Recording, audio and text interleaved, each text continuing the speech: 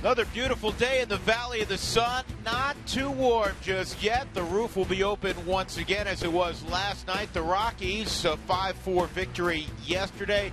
They've now won, dating back to last year, 5 consecutive ball games against their friends from Phoenix.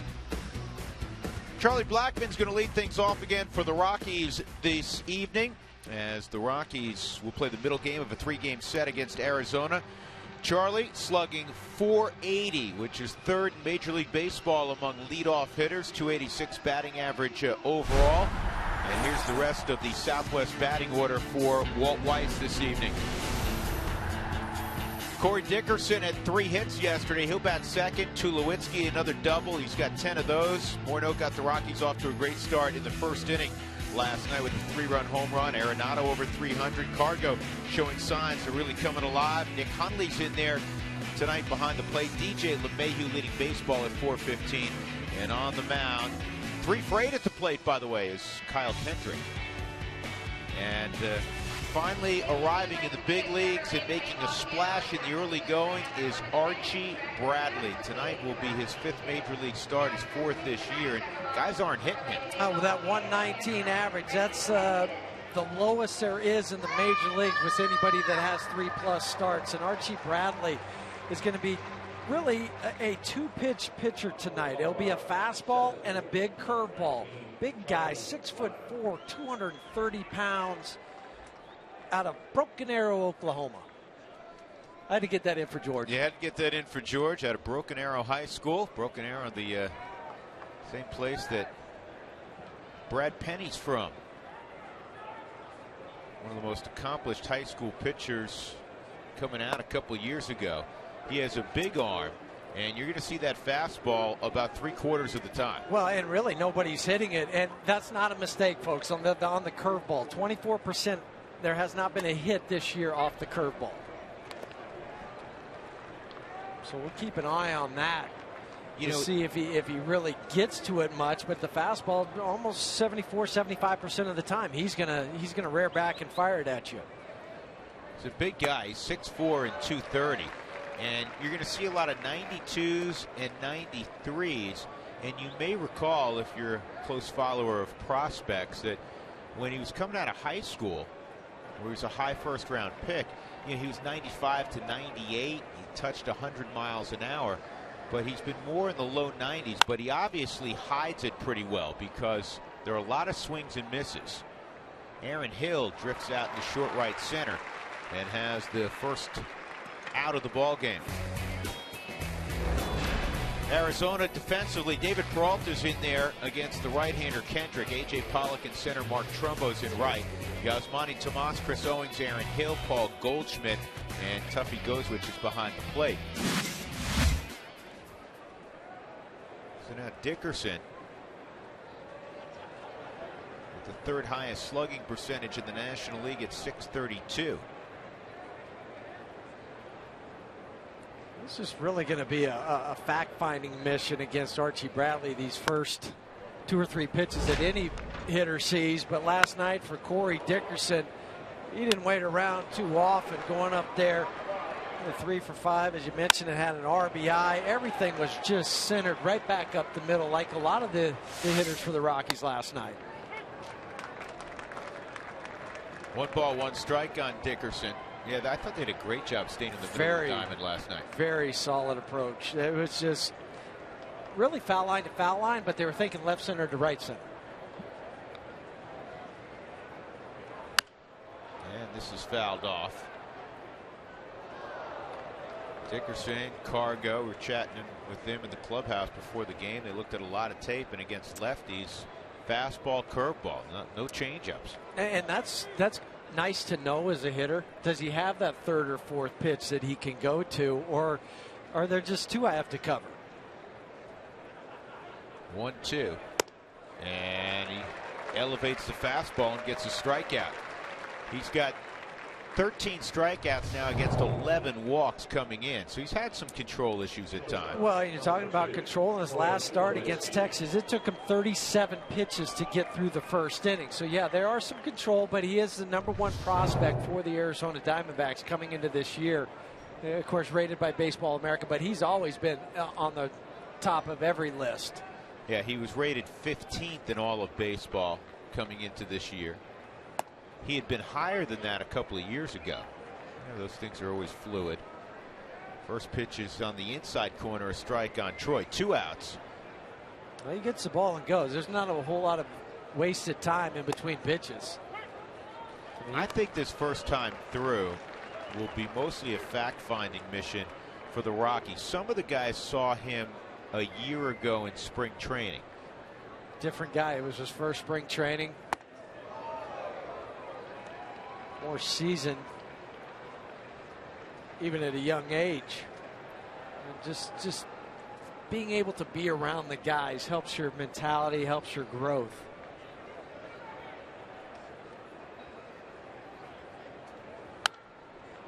Well, Troy fouled off a gazillion pitches in his first at bat yesterday. Had a 13 pitch at bat. The opposition hitting just 119 against Archie Bradley. And so far this year, that's the best in baseball. Trevor Bauer, who used to be with Arizona, 125. He's now with Cleveland. Ubaldo, folks hitting just 135 off of him in the early going. And Troy hits this pretty well to center field, but he got underneath it. A.J. Pollock's out there, and it's a 1-2-3 start for Archie Bradley.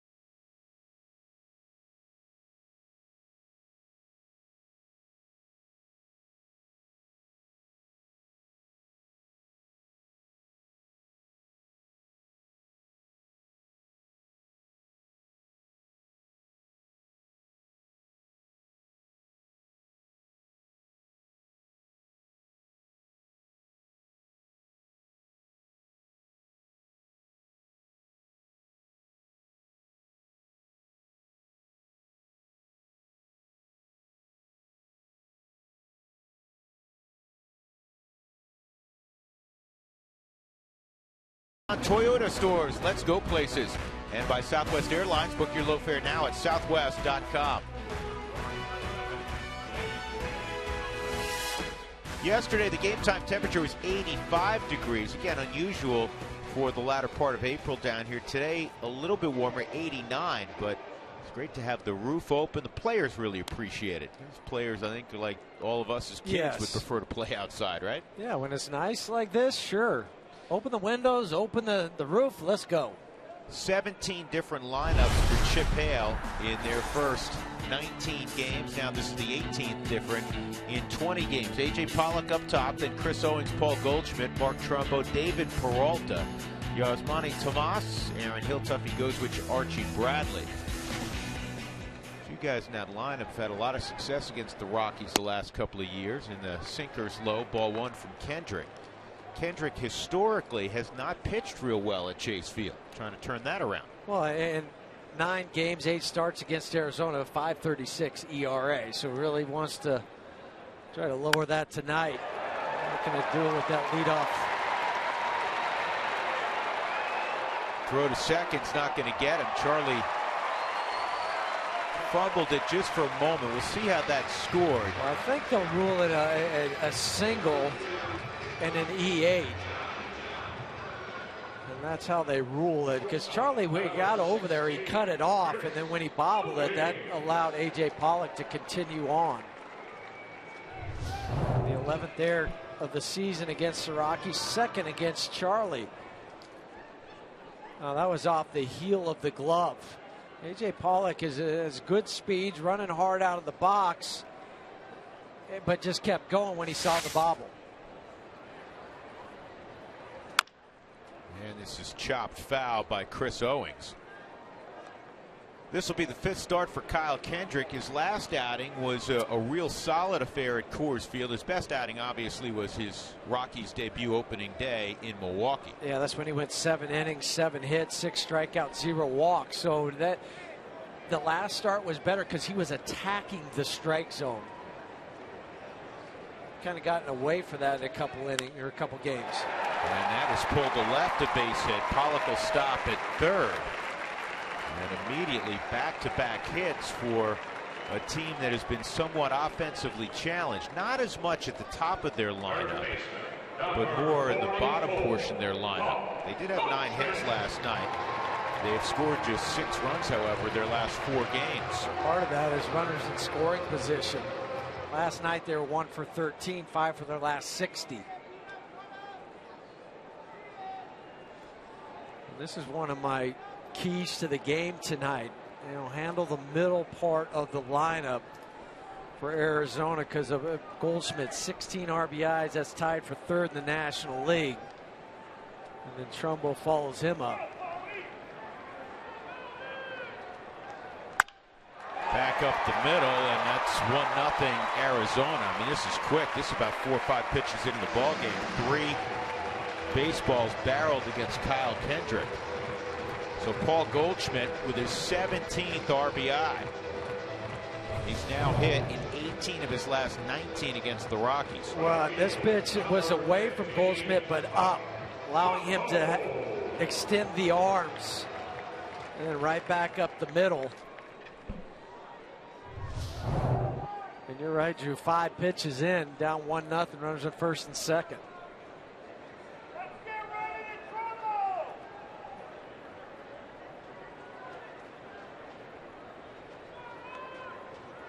Mark Trumbo, 2 for 4 last night, a pair of doubles. He did make the last out of the ball game. He tails that fastball off the on the outside corner, and it's strike 1. Mark Wegner's behind home plate. Marty Foster at first. Mike Malinsky at second. Mike Winters at third.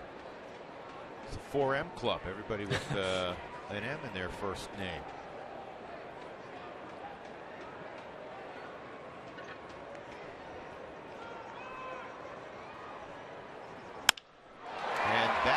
Is to the gap in left center field. It's going to run all the way to the wall. It's going to score 2 runs. In fact, Trumbo's thinking about a triple.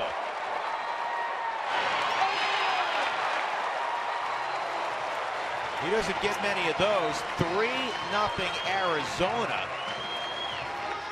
Less than, 7 pitches exactly into the ball game. 7 pitches in. 4 bullets, and it's 3-0 Diamondbacks.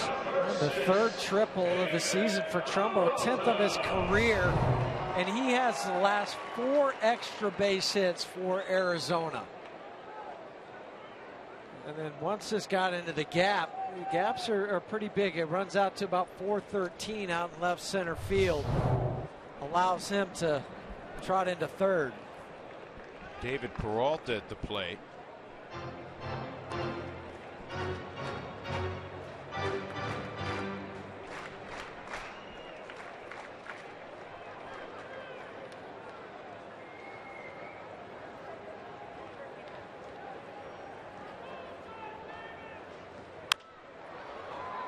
In the air down the left field line. If Corey gets there, not going to have a play on Trumbo. He did not make the catch. Pretty good effort, though, to sliding over close to the wall.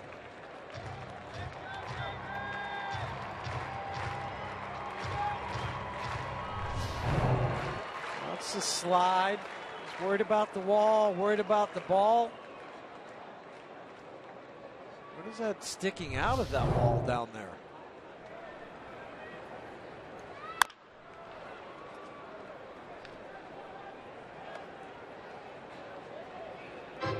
The Diamondbacks, 5 for their last 60, as Jeff mentioned, with runners in scoring position. They have 3 hits in the first inning. Nobody out, 3 runs in. very difficult to prevent a fourth run with Trumbo at third base. Well, and the infield playing back.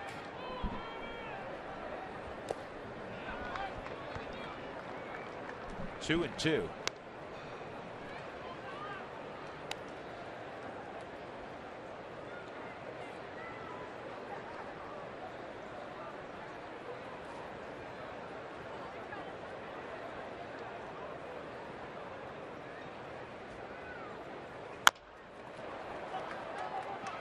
Kendrick will prevent the run on that sequence with Peralta. And that'll bring up Yasmani Tomas. Rockies defensively, the only change from last night is Nick Hundley behind the plate. It's the Rockies' quote-unquote A lineup. Nick's had a couple days off, body fresh. Another night game tomorrow, day off on Thursday, so a couple days off. Maybe play 2 games in a row, another day off before he heads back to San Diego with the rest of the Rockies.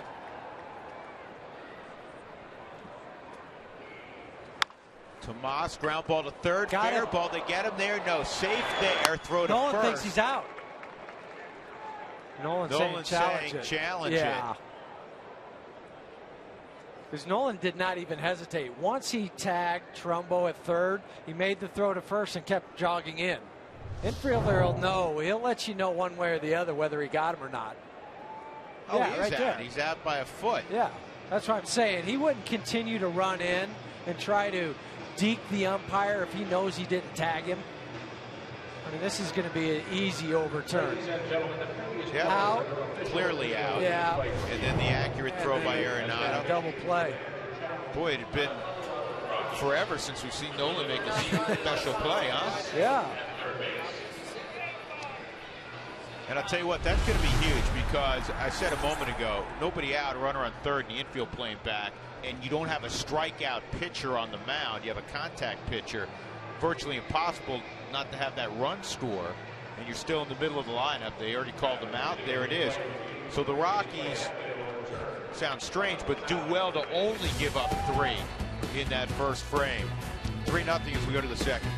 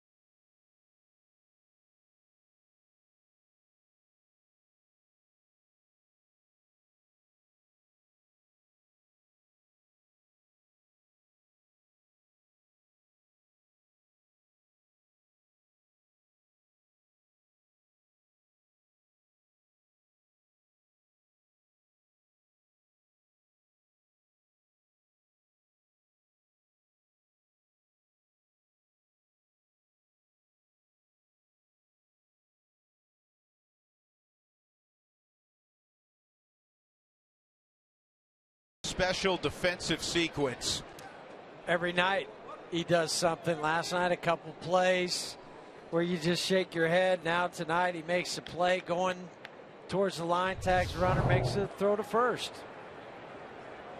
He's amazing. 27th double play turned by the Rockies. That's #1 in baseball. And the breaking ball misses ball 1 on Justin Morneau. Yep, that's Nolan just being Nolan, huh? Doing Nolan things. Fastball for a strike. But even though we say that, I think we still need to appreciate everything he does defensively every night, because it's not easy. He makes them look routine, but they're not. You know, every city now that we go to, Walt invariably will get asked during one of his media sessions from a local reporter about Nolan Arenado's defense, and I thought he answered it a little differently tonight, but it really, this ball's crushed right center field, and it is going to take a hop and go over the wall. So a ground rule double for a guy who's really heating up, Justin Morneau, last year's batting champion. Well, every night he makes special plays. Yes. We've become accustomed to it. And Walt, the way he answered it today was, in my career, and that goes back to when he was a kid growing up in Rockland County, New York, watching baseball, he said, if you put it all together, the way he throws, the soft hands, his range, his ability to come in, he went over the entire gamut of you know, you could say, hey, this guy was really great at this guy was really great at this particular aspect. He goes, he has them all in one package, including his baseball IQ. Including his baseball IQ. Thank you, because that was another element that he made sure he mentioned. And he was talking about guys that he had played with and against. Yeah, he mentioned Roland. Yeah, Matt Williams. He mentioned, you know, Chavez, who was great Chavez, with Oakland, won 6 Gold Gloves there. So he doesn't equivocate. And Walt is not somebody, we know him well. He is not somebody that is given to hyperbole. He's not just going to throw something out there because it's his guy. He thinks things through, and if he thought that there may be a guy better, he'd say that. Right. It's not going to be, just because I put his name in the lineup every night. And rightfully so. I mean, I've been in this game 30 years now. And I being honest, I haven't seen a third baseman do some of the things that he's done in my 30 years. You know, we've gotten every once in a while, and you get it's social media, so there's always somebody out there who's going to push back. Guess what? The way people train today, athletes train today, and you're not far removed from being a professional athlete and a major league player. Guys are bigger, stronger, faster, better conditioned. They're nutritionally they're better. Sure. They ought to be better when they have unique talent than guys that came before them. It's not a shot at anybody who came before them. Not at all. It is the reality of the evolution of the athlete in any sport. And the training methods that go along with it. Absolutely. 2-2. I do get irritated, and you kind of hear it in my voice here, when people say, oh, somebody can't possibly be as good as some legendary figure from the past. Why the heck not? Right. I mean, it's not taking a shot at those. No, it doesn't diminish their greatness in their era. Right. That's not what we're doing. We're telling you, watch this guy play in this time period. Rockies down 3-0, top of second. Morneau at second. And a good pitch to strike out Nolan. A 94-mile-an-hour fastball. That's the hardest pitch thrown so far by Archie Bradley, his second strikeout. Well, and for Archie, too, he has some late life on the fastball. We throw that term around, but the way it'll run or maybe cut where you see a weak swing from a hitter. You know, there's a difference between 92 and 94 when there's movement, or 92, 94 that's a straight four-seamer.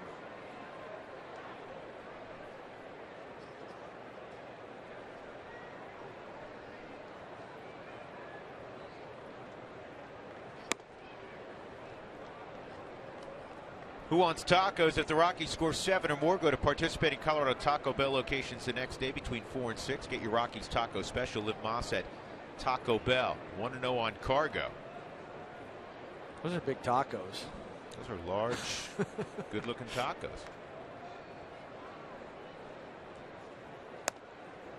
It's 2-0. Cargo drew a couple of walks yesterday and also lined a ball down the left field line.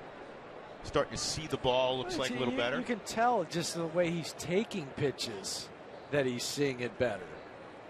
I think that whenever a hitter gets into a slump, it's usually a timing issue. They're usually late when they pick up their foot and get it back down in the ground. Oh, man. Oh, boy. No.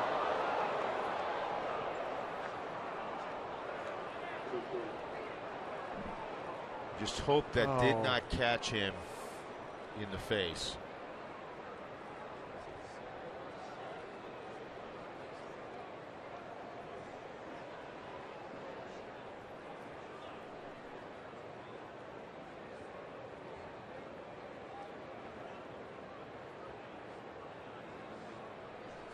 Well, we're being told in our truck and that it did hit him in the face, and we are going to show an angle from center field. We are not going to show the angle from behind the hitter.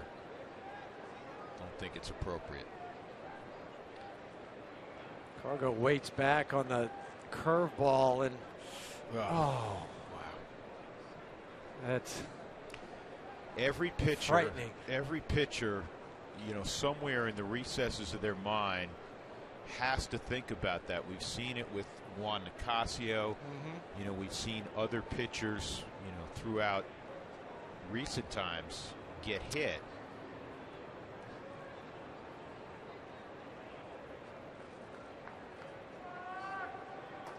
And you can just see, I mean, everybody in the stadium. It's just there's the only people talking are folks like us who have to talk, unfortunately, right now because we don't feel like it either. Well, good thing is he's moving. Wow.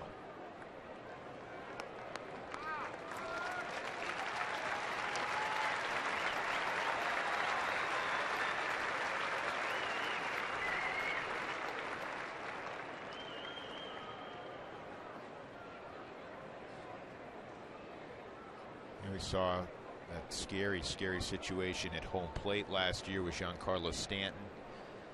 And hitters can do it. I saw Jason Hayward, and Jason still, when he got hit, he still wears that extra flap. Stanton is wearing, you know, a little extra kind of face guard, if you will. A pitcher doesn't have that luxury on their face. Now, there are one or two pitchers who've gone to that hat that has a hard core to it, a hard shell to it. But that ball's coming back at him in the neighborhood of 110 miles an hour. And that is an educated guess, and especially with the guy who hit it, who hits him as hard as anybody in baseball. You can't react that quickly. And by the time he's 6'4", Jeff, by the time he finishes his delivery, what is he, 55 feet away? Yeah, 55, 56 feet away from home plate.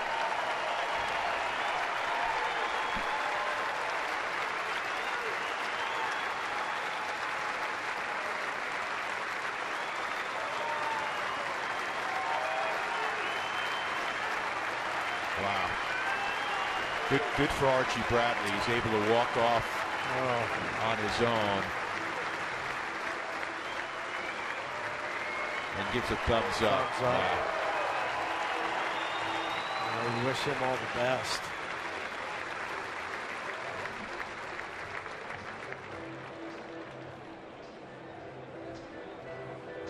Scariest thing in baseball. We will take a break. Chafin will be the new pitcher for Arizona here in the second inning. Diamondbacks are leading 3-0.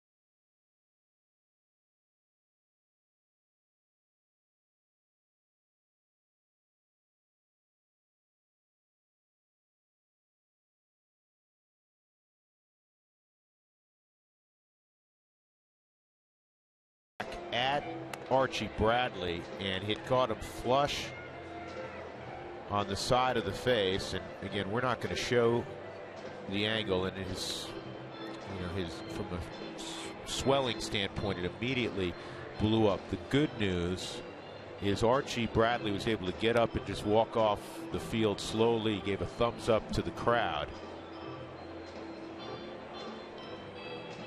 And it shakes everybody up. Yeah. Just look at Carlos Gonzalez at first base. This is Andrew Chafin. He'll have as much time, obviously, to warm up as he needs. Yeah, and Aaron Hill went over to Carlos, and they chatted for a moment and shook his hand. And I know Carlos was telling him, hey, when you get back in the locker room, you see him, tell him I'm sorry, because that's the last thing any player wants to do.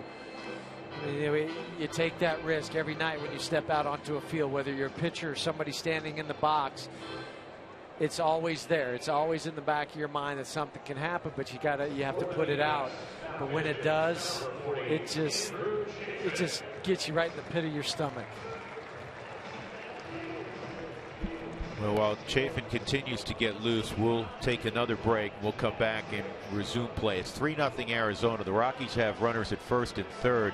And actually, you know what? Chafin must have warmed up quickly, because he says he's ready to go. We were going to take a break, man. That's a guy that can get ready in a hurry, obviously. So the Rockies have runners at first and third, nobody out. And it all of a sudden for Chip Hale becomes a bullpen day. And Chafin will be the first to be the long haul guy, I guess. Yeah, he is. Last year he was a starter in between Mobile AA and their AAA Reno. He was drafted with the 43rd pick overall in the 2011 draft, the same year as Archie Bradley. And the first pitch to Nick Hundley misses, ball one.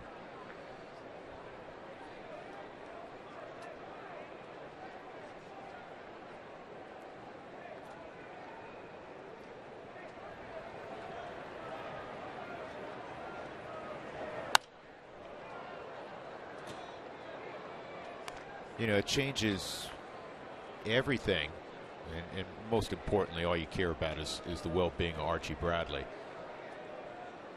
Offensively, the Rockies now have to do their due diligence on everybody that comes out of the bullpen, and Andrew Chafin has to do quick work on studying a whole lineup, not just a couple of lefties maybe that he's coming in to face. And then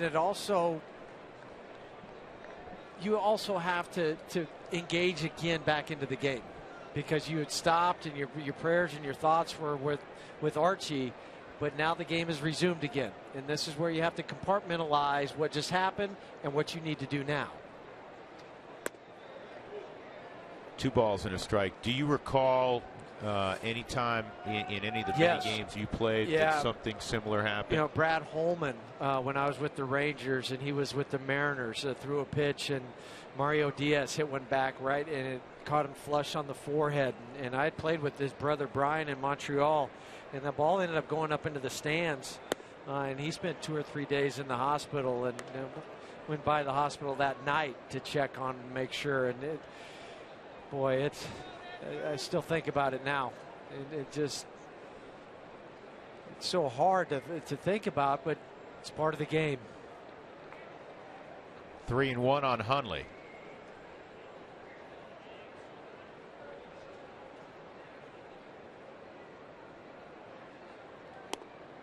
And ball 4.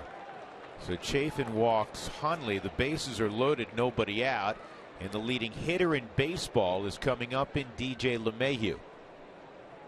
Excuse me, 1 out. Let me correct that. There was a strikeout of Arenado.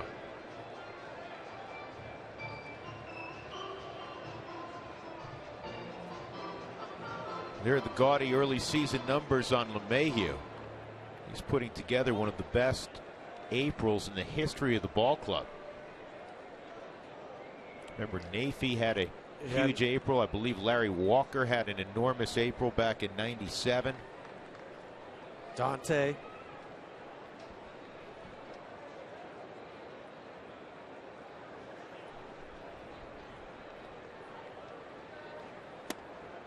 And that's called strike on LeMahieu. Well, here are the best Aprils of all time in Rockies history. Walker at 456. Nafy in 01 hit 447. There's DJ so far. Bichette. Ellis Burks was with the Rockies on this trip. Back in 94 for Ellis. DJ back up the middle. He comes through again. Cargo around third will get a stop sign. He was hit so hard. Well, and that was right back toward the middle of the diamond past Andrew Chafin. I think that's what Nick is talking about with Aaron Hill. Look at this. Oh, my goodness. Wow.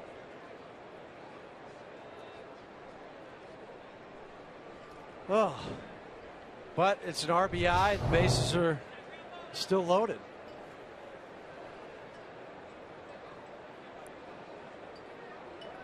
Kendrick at the plate.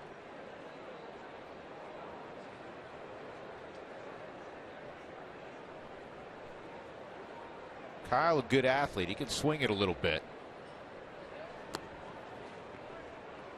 Got the infield moving as he squared around. Got a couple Rockies on the top of that list, and a former Rocky in Jason Hamill. And the guy that's going to go tomorrow night for Arizona, Josh Colementor. And a guy the Rockies know well from competing against him when he was with San Diego, Matt Latos. And if you're wondering about Tyler Matzek, it sounds like everything came out okay with that leg injury. Why he had to come out last night, more of a cramp. Walt does not expect him to miss his next start. And we talked to him for a while in the clubhouse. He said he feels good. Slug bunt. And it's 1-1.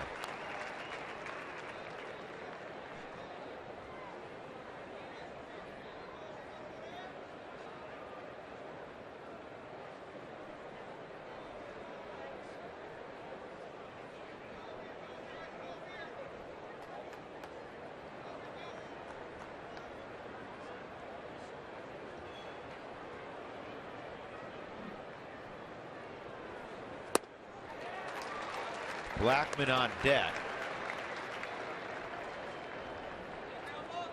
I'm sure he's seen the last two pitches that Chafin threw with the slider. You know, the guy I was trying to think of, Alex Torres, was with San Diego last year. He's with the Mets now. He wears that hat that has the protective liner on it. I think he's the only pitcher in baseball who wears it. But again, that would not have helped Bradley in that situation. That's strike three. So they're 2 outs. And Blackman will come up with the bases loaded.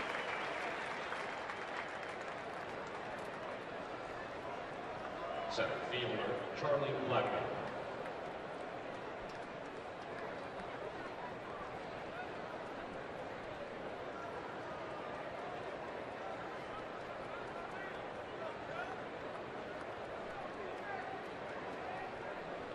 Charlie hit a pop to shallow center field his first time up. Aaron Hill made the catch. Cargo at third, Hundley at second, LeMahieu at first. And strike one. Well, this year the Rockies are 3 for 10 with the bases loaded. Lefties just 2 for 15 so far against Chafin this year.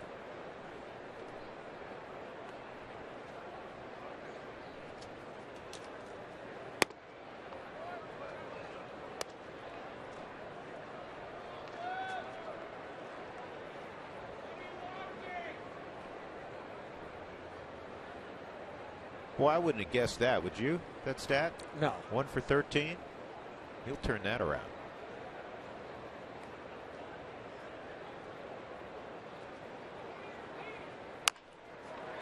This is going to be a tough play. Hill, did he get him? Just did. So in the inning, the Rockies get a run back on the base hit by who else? DJ LeMahieu, 3-1, middle of 2.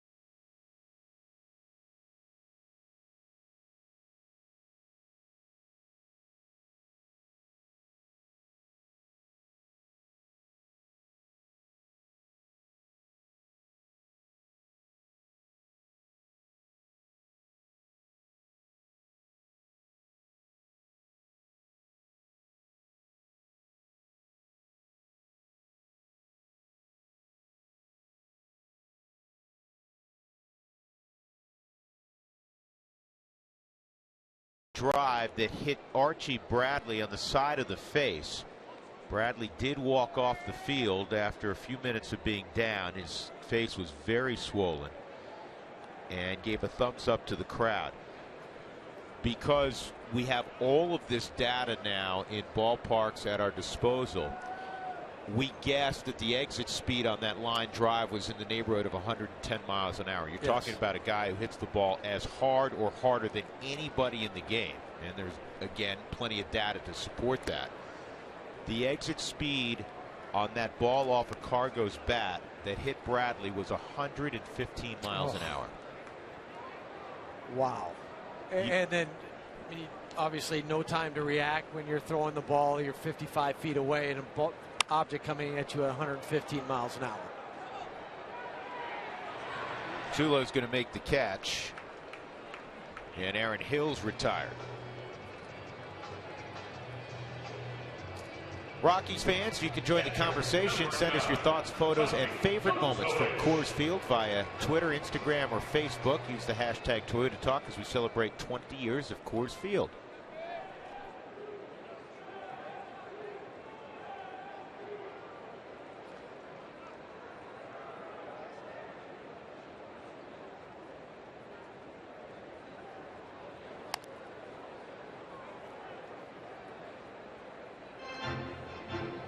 And I'll tell you what, you know, Coors Field, 20 years. You can share your thoughts on that. Share your thoughts on the ball game tonight as well. And again, 3 different ways that you can reach out to us, 3 different media platforms.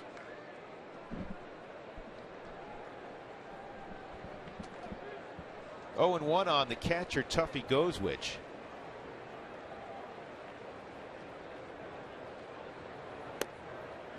For Tuffy, this is his 72nd major league game. He had 742 down in the minors.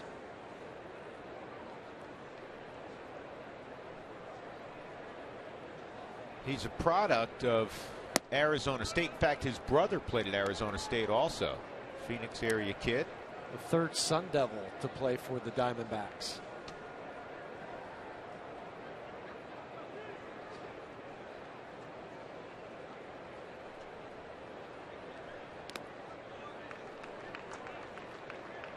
Three and 1.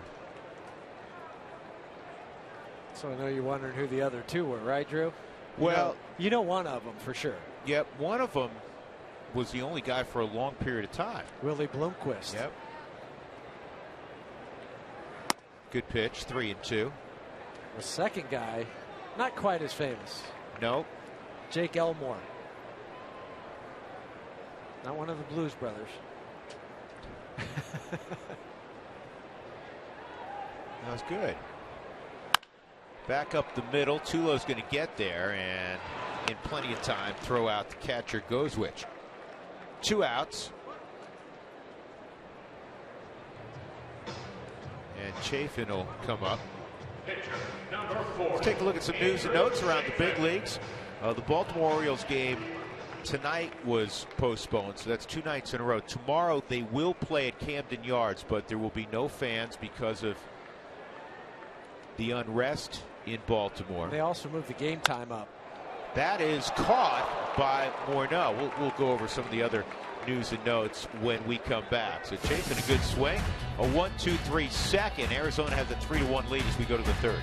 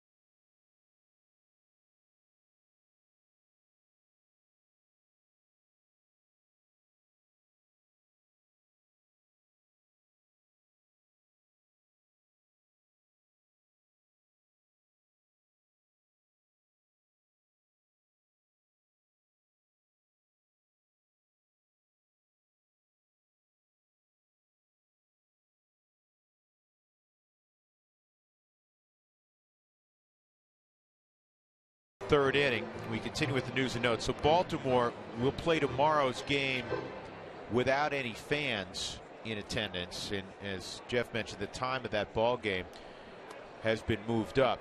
Now the series this weekend that was supposed to take place between Tampa and Baltimore in Baltimore will be moved to Tampa. But Baltimore will be the home team in Tampa. Right, and we wish, obviously, the citizens of Baltimore the best as they need to move forward.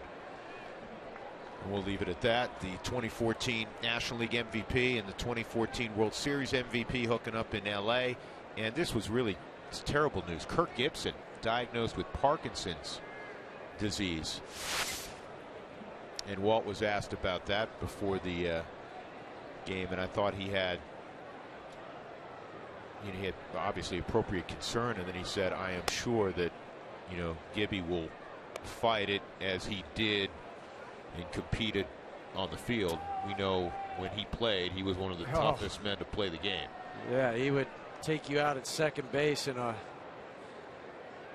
minute. He didn't care who was there. He was trying to slide right through you. But it's okay. You expected it. I mean, he played hard. It wasn't dirty. It was just the way he did it. And you respected that. Yeah.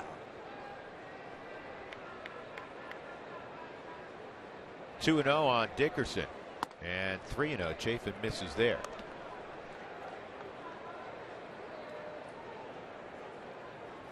I think everybody in the baseball community wishing Kirk Gibson the best.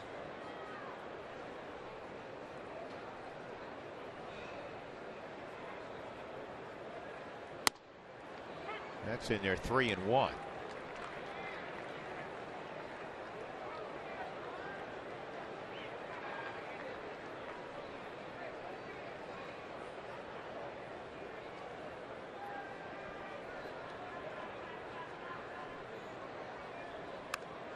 And now 3-2.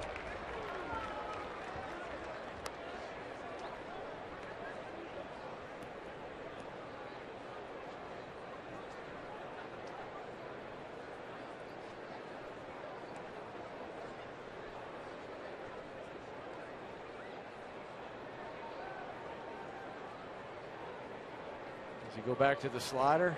Well, that's what it's called. He did, but he missed high. So leadoff walk in a 3-1 game for Dickerson, and that'll bring up Tulowitzki.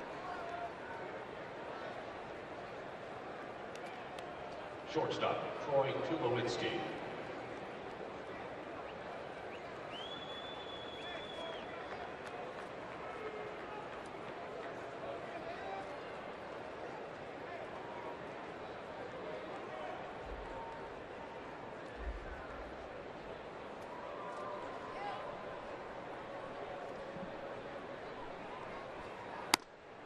And Troy takes a strike. Troy hit a fly ball to fairly deep center field his first time out.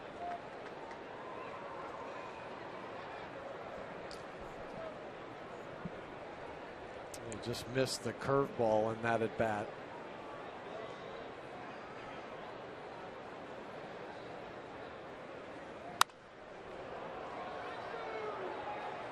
I'm sure a lot of guys were visiting with Blake Doyle on the bench to get that updated scouting report on Andrew Chafin after the injury to Archie Bradley.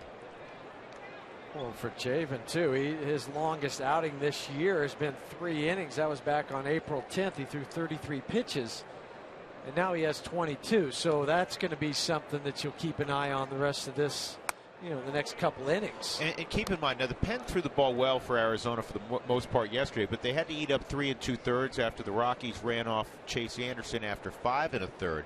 The D-backs pen has not been stellar. 4.19 ERA coming in, 13th out of 15 teams in the National League. In fact, they have only 1 save. That's tied for last in baseball, along with Miami. And they only have 7 guys in their pen. So they're unlike the Rockies, who have an extra pitcher down there. Mike Harkey, Chip Hale.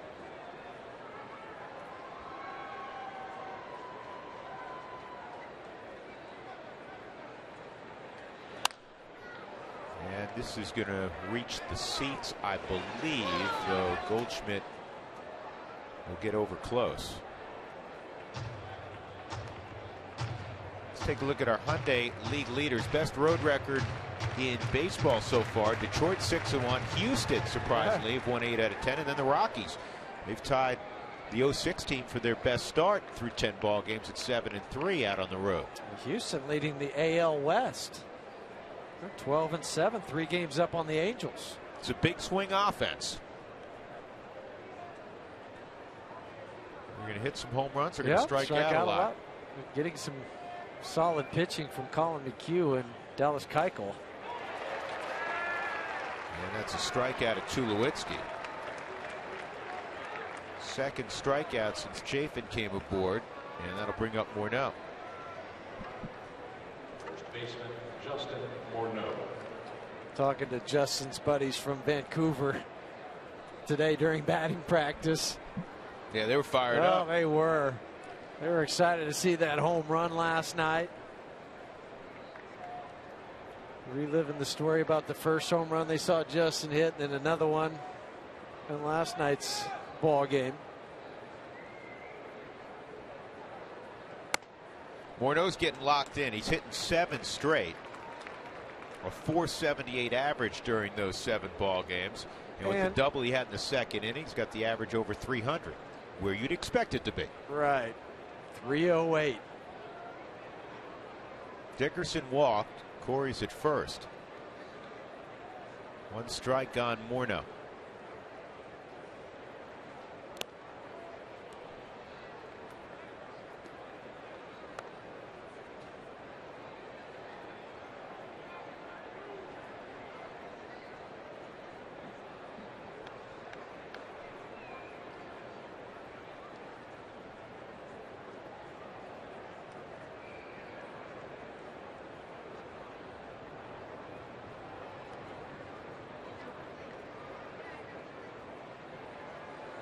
Back up the middle and on through, another hit for Morneau. Dickerson will stop at second, and they're 2 aboard for Arenado.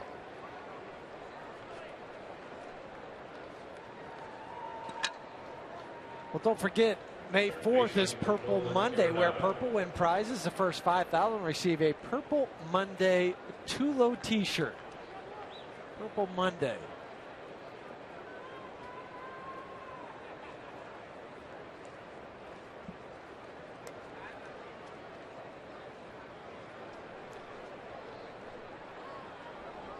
Nolan struck out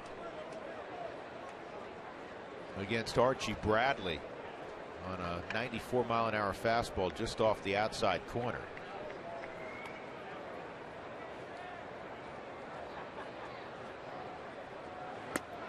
And he takes low.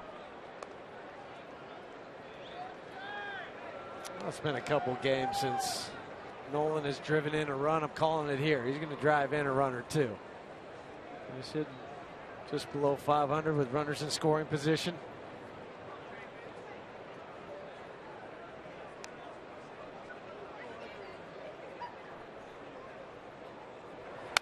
Good swing. Oh. He got a pitch there to handle. That one back. Yep.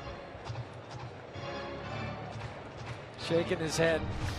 So just give me another chance at a ball just like this. Up, belt high. I won't miss the next one, I promise.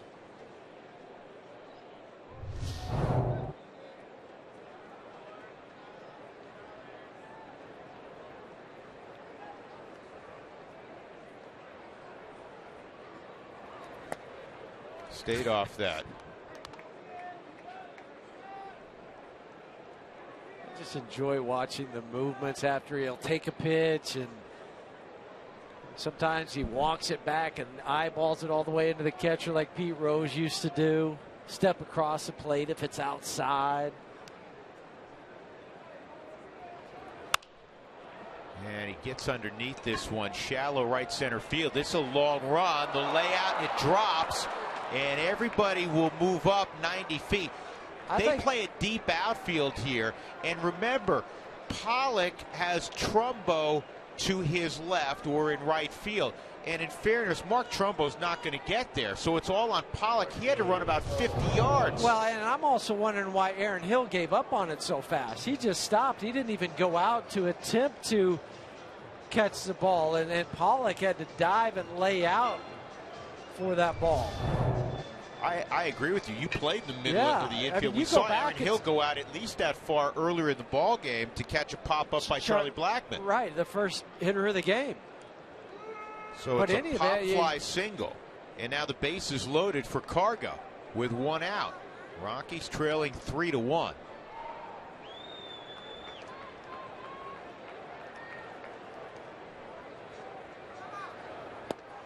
This whole game, and you and I feel it up here, and you can sense it from the crowd. A pall has been cast over this stadium because of that line drive that Carlos hit that caught Archie Bradley flush on the face. And it's affected the players clearly also.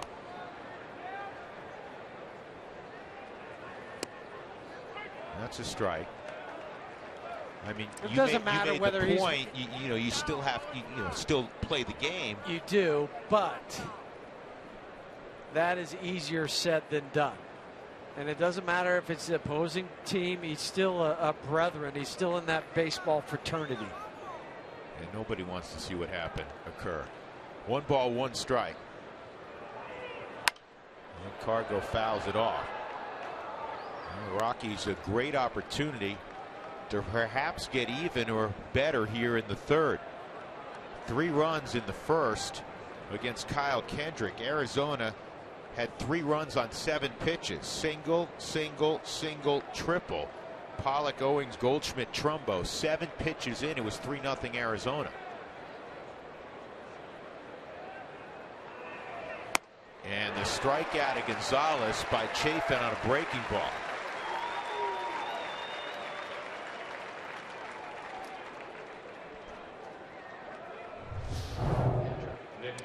Wanted it down, but it didn't go down as much as Chafin had hoped.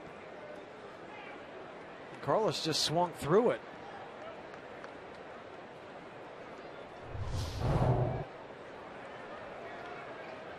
Chance for Nick Hundley to drive in a couple runs on that last homestand. He was 8 for 19, hit .421. Yeah, Nick is off to a terrific start offensively and obviously defensively.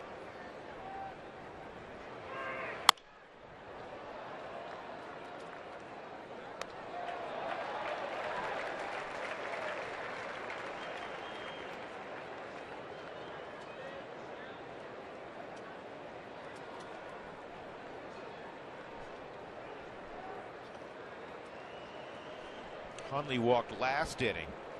He was the first batter to face Chafin after Bradley walked off under his own power.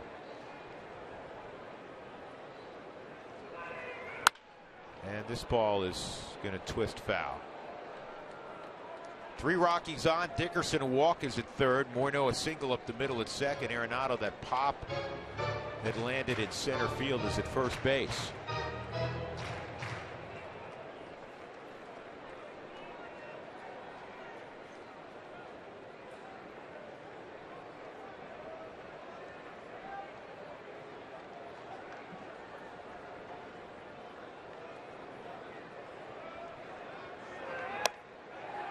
Just missed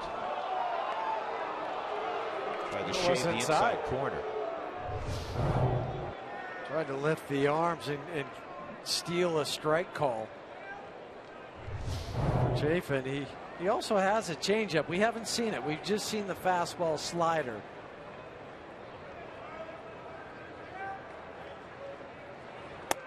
That's strike 3. Hundley knew it. Chafin does a terrific job. He worked out of a bases loaded 1-out situation. So the Rockies, they'll get it in play, and it's still 3-1.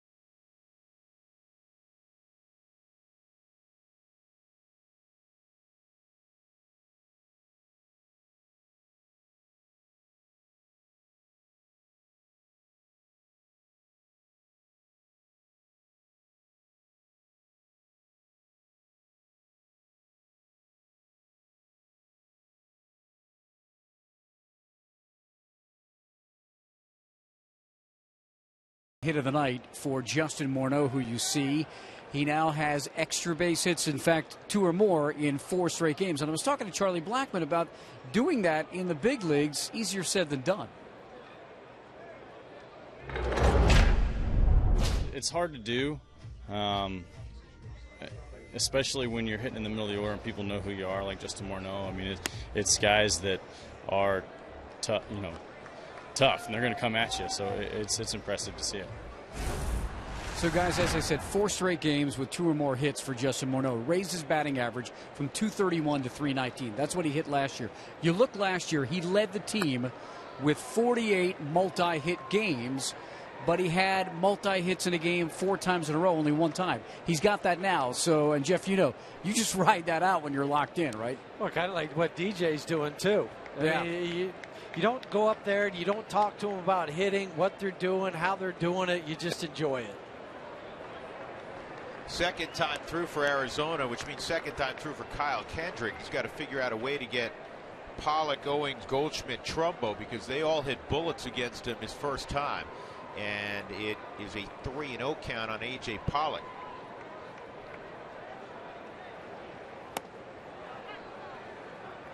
Pollock's got an 8-game hitting streak. He's reached in 16 of his last 17. Career average at Chase Field of .311. He's a good player. He's one of those guys they're building around. And this is on the ground to Troy.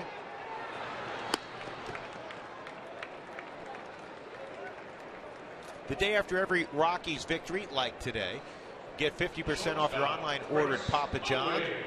Papa John's, all you have to do is go to papajohns.com and put in the promo code ROXWIN. ROXWIN.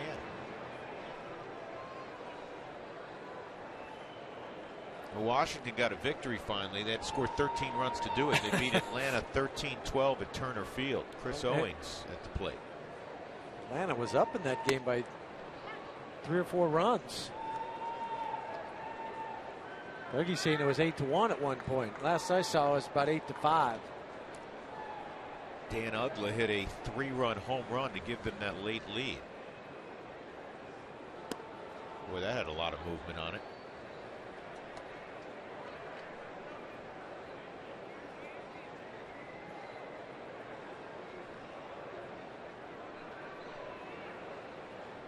Owings, a career .344 hitter against the Rockies. 2-1.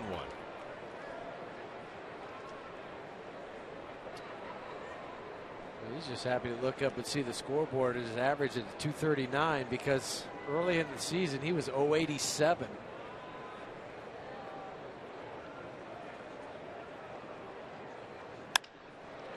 In the air to right center. Cargo will get over there off the end of the bat. 2 outs. That's 7 in a row retired after the early uprising against Kendrick. Paul Goldschmidt, when Arizona scores, he's in the middle of it. Goldschmidt, an RBI base hit, 17 ribbies for the outstanding, still young first baseman. What a year he had in 2013. Won a Silver Slugger, second in the National League in the MVP vote, won a Gold Glove.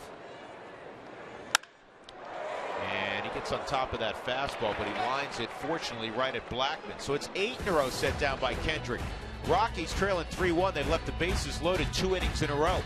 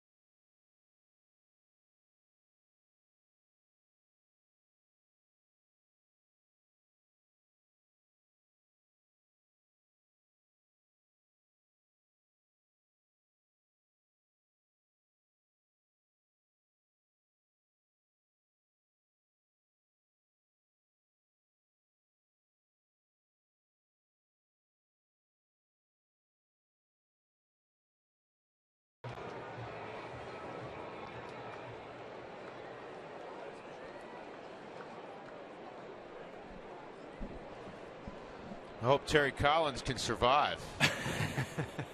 Thanks, Jenny.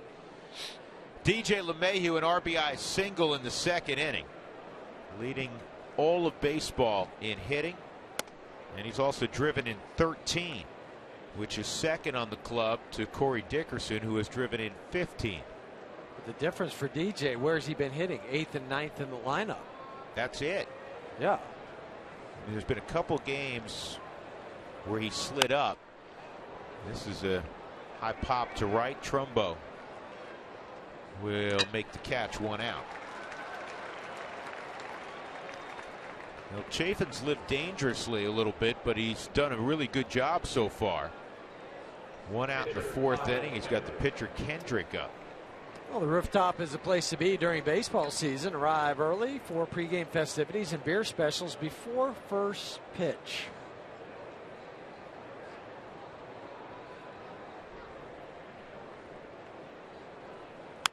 Look at that. That's roped down the line. Kyle Kendrick will have himself a double. See, that's why pitchers should hit. Walt was asked about that today, too. And he was in agreement with us, like what we were talking about last night. He enjoys the strategy of having the pitcher hit. Thinks it's part of the game. It might not be the prettiest swing sometimes. And he actually has a different opinion now than when he started his career playing in Oakland. At first, he was looking at the National League and saying, boy, that's ridiculous. The pitchers hit. And most of the time, they don't hit. And then when he got to the National League, he found the game intellectually far more stimulating. And that has continued, obviously, as a manager. Bunt attempt fouled off by Blackman.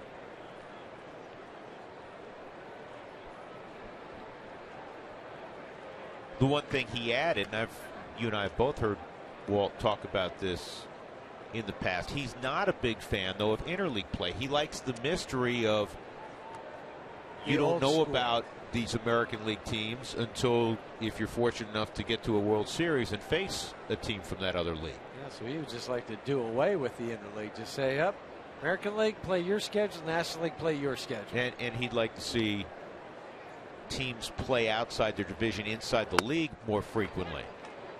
In other words, the unbalanced schedule, you play 19 games. The Rockies do inside their division, 3 series, in Arizona, 3 where Arizona comes to town. The same thing, obviously, with the other members of the National League West. Yet you only go to see the Cubs once, they come once. The Nationals once, and they come once. He'd like to see, as when we were growing up, where it was a couple times. 1 and 2 on Blackman. See if the Rockies can take advantage of this opportunity. The 1-out double by Kendrick. Charlie, 3rd best slugging percentage among primary leadoff hitters in the game so far this year. It's funny, D. Gordon's on that list. You don't think slugging percentage in D. Gordon. 1-2. Well, you don't think of him as a home run hitter. But if he has enough hits early, then. Well, and doubles and triples. Yeah. And turns that speed on. Buster Posey has an RBI hit against Clayton Kershaw, so it's 1-0 Giants behind Bumgarner over Kershaw and the Dodgers in the 3rd.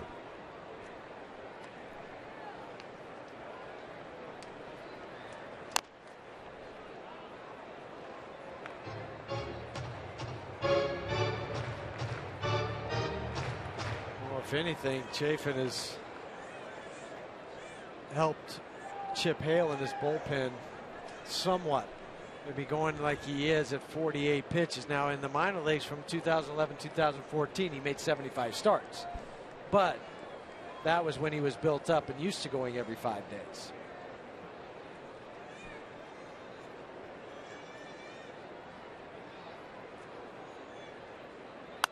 Down the line, that's a fair ball. That'll get Kendrick home. Blackman to second. Back-to-back doubles, and it's a 3-2 ball game. Really nice at bat for Blackman. Oh, fouled 3 or 4 pitches off and then snuck one inside the bag at first base.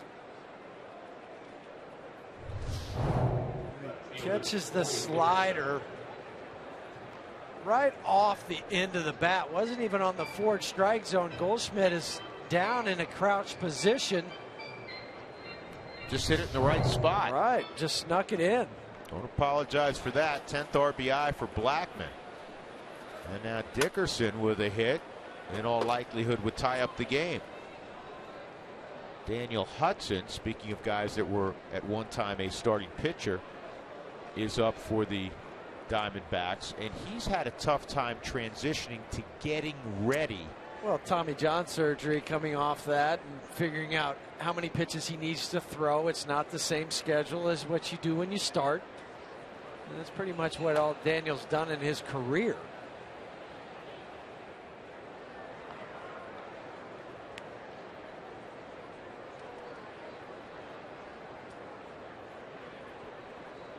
They have 3 guys that are recovering from Tommy John surgery. David Hernandez from the bullpen, Patrick Corbin, and Bronson Arroyo. You're talking about 3 of their very best pitchers. Corbin was their ace. Hernandez, their 8th inning guy, who could also throw in the 9th inning. And Bronson Arroyo, a guy they went out and got, who's always been a 2 or a 3. If I'm not mistaken, Arroyo had never been on the DL until he had this Tommy John surgery. No, he was one of the most durable starting pitchers in the game. Tommy John surgery, how prevalent is it? 1 out of every 4 big league pitchers currently have had Tommy John surgery at some point.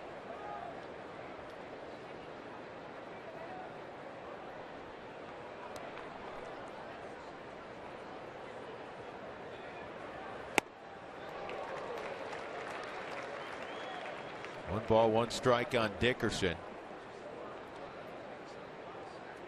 Corey, a 3-sport star in high school. High school shortstop, like so many right-handed throwing players were, and then they disperse when they get to college or professional baseball. Select few, like Jeff Houston, get to stay at shortstop. And this is hard on the ground, and for a moment, and it's a low throw, Goldschmidt comes up with it. For a moment, Owings thought about going to third because, well, the runner crossed in front, Charlie Blackman. And that's what Chris is talking to Aaron Hill about. Do you think I would have had a chance? But with 1 out, you go across and get the runner at first. Now this is actually right here. If he catches it, I mean, Owings should have gone to third base. Charlie, the rule of thumb is if that ball is in front of you, you don't go. You wait till it crosses behind you, and then you take off. Got a little lucky that Owens decided to not throw and then get Charlie. And this one's got to dive, and it will. Base hit to Tulowitzki to tie it up. Blackman scores. It's 3-3. So now how big is that non-throw or indecision to get to third? Troy comes through with the RBI. That's the 10th RBI for Tulo. You'll take it. That ties up the ball game. That was off the label of the bat.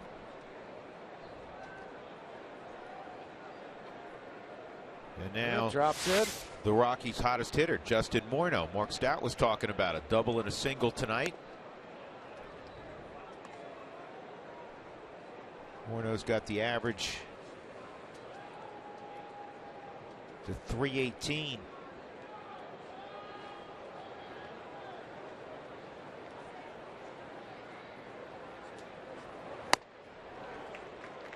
Here's what he did in the first inning last night.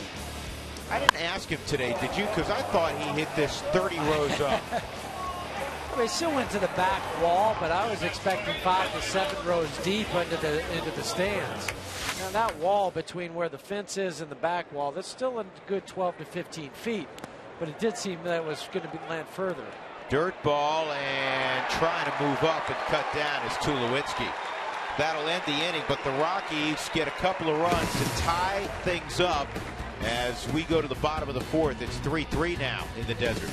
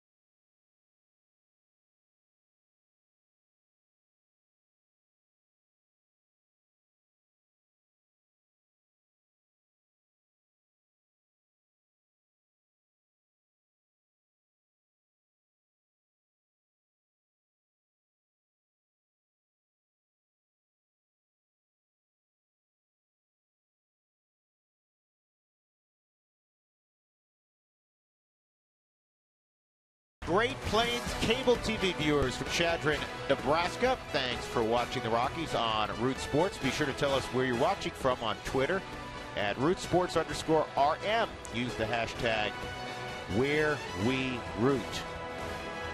Chadron State. The RMAC. Good conference, real good conference. Mark Trumbo in the bottom of the fourth inning. He tripled in 2 in the first. Jeff pointed out, because this is a guy that typically doesn't get a lot of triples, that he has 3 this year, but what, just 12 in his career? 10 in his career. Kendrick misses ball 1. Kyle's settled in. He's retired 8 in a row. And now it's a whole new ball game as the Rockies look like they were going to get blown out early. And it's a 3-3 game in the bottom of the fourth. And it goes back to that first inning. You had a runner at third base. Already 3 runs are in. Nobody out. You get the comebacker. Okay, that's 1. And then the ball down the line where Nolan makes the double play. Okay, I survived. Right. At least through the first, 4 innings of this game, that's an enormous play. Ground ball toward the middle. Tulo can't get there, and it's another base hit for Trumbo.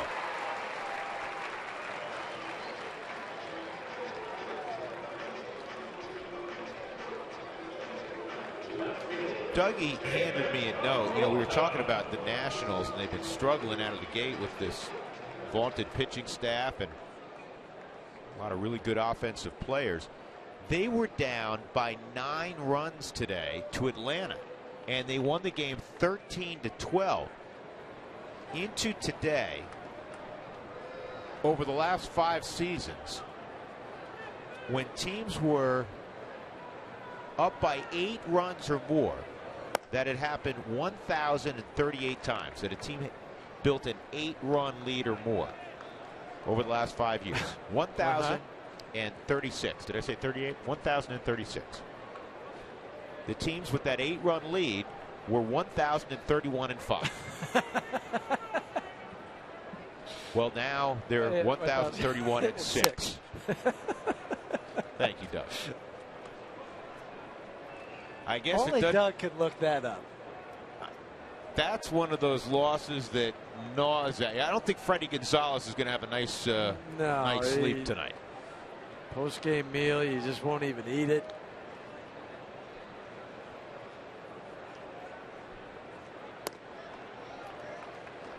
Two 2-0 on David Peralta. He hit the comebacker in that first inning.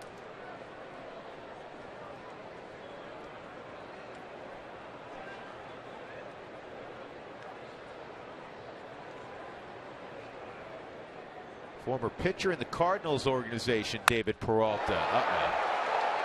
That's going to reach the seats, and Arizona's back on top. Peralta with his 3rd home run of the year. 5-3 Diamondbacks.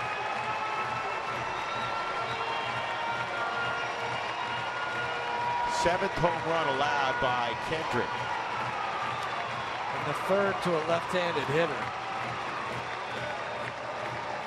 Tried to cut the fastball into the hands of Peralta. Didn't work.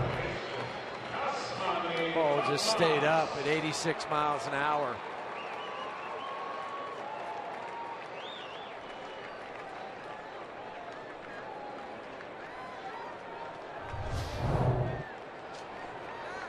Well, we saw him swing the bat well at times last year against the Rockies. Nobody out. Yasmani Tomas. Fastball at the knees on the outside corner for a strike. Tomas hit into that 5-3 double play. No hits last night, though he hit the ball hard a couple of times.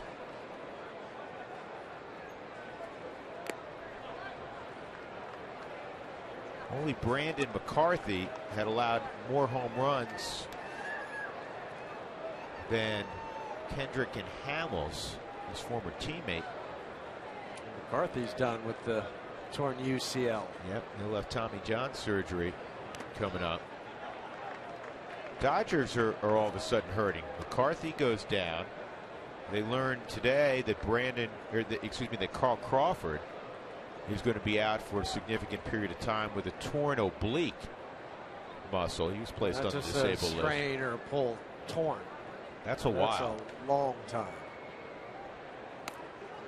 And Puig's already on the DL with the hamstring injury. Well, he was battling that hamstring when we were out there 2 weeks ago.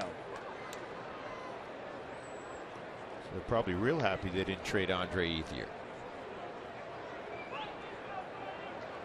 3-1 on Tomas. Nobody out. Big chopper, and DJ leaps and throws, won't get it. So Tomas, an infield hit. After retiring 8 in a row, Kendrick is allowed a single, a 2-run home run, and that base hit. Aaron Hill will be next. This must have gone off home plate because that area in front is still pretty watered down, as they do every night. But for it to bounce that high, it went off the plate, carried all the way out to second base. And they still have that dirt strip heading towards the mound that originally Buck Showalter wanted put in when they were designing the field. So I think that's the only one that's in baseball, isn't it? That strip going from home plate to the pitcher's mound. There's something in my mind. Is there another one? Does Houston have one? I'll give Doug another research fact-finding mission. Popped up right side. LeMahieu was shaded up the middle. He'll get over there, though. And Hill is now 3 for his last 38 at the plate. Catcher, Tuffy, Gonzalez.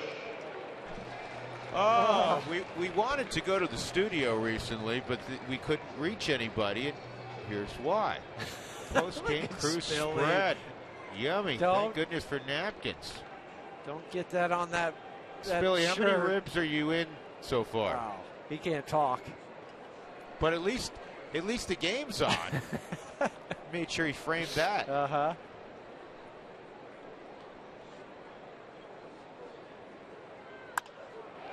Toward Cargo and right, and he'll make the catch. Gozwich retired. Now we're going to have a pinch hitter. Yeah, Chafin Danny reached Dorn. the end of the line. Danny Dorn.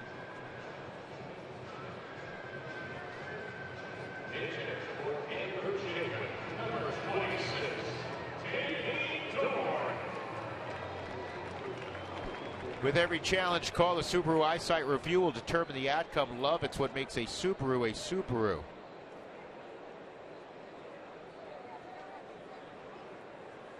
Okay, Doug did the research. There's one other ballpark. Comerica Park. Yes, indeed. You cheated. You looked at this note. No, he told me already. I Alex Trebek'd you. Yes, you did. I love when they get the answer wrong, or excuse me, the question wrong. And Alex get it says, right. No. What is Sandy, Utah? What is Sandy, Utah? Next. Come on, Alex. You didn't know it either. But you feel like $1 million when you get it right when you're playing at home. What is a horticulturist? Damn, you're smart. I needed that the other day. What is an anemometer? Yes. That was a tough one. That was a tough one. Tough one for anybody. 2-0 on Danny Dorn. Tomas at first. There's a strike.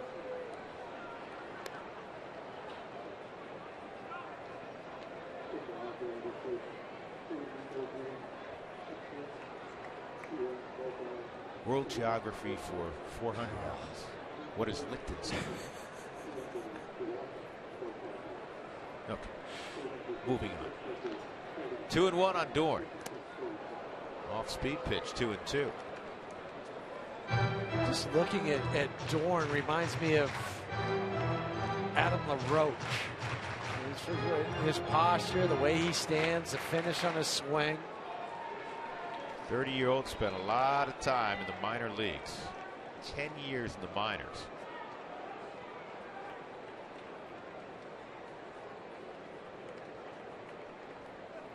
Went to Cal State Fullerton, good baseball program, inside 3-2.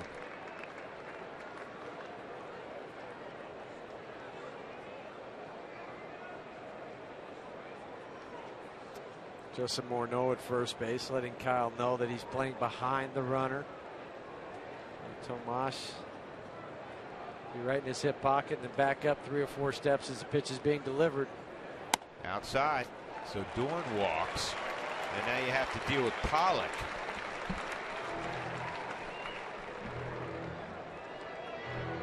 Center field, A.J. Pollock.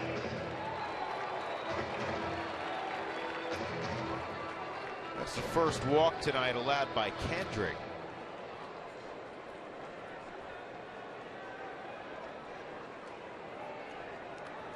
Pollock's 1 for 2. Single reached second on a bobble by Charlie Blackmon in the bottom of the first, and he would score a couple hitters later when Goldschmidt drove him in. Also a sharp ground ball to short.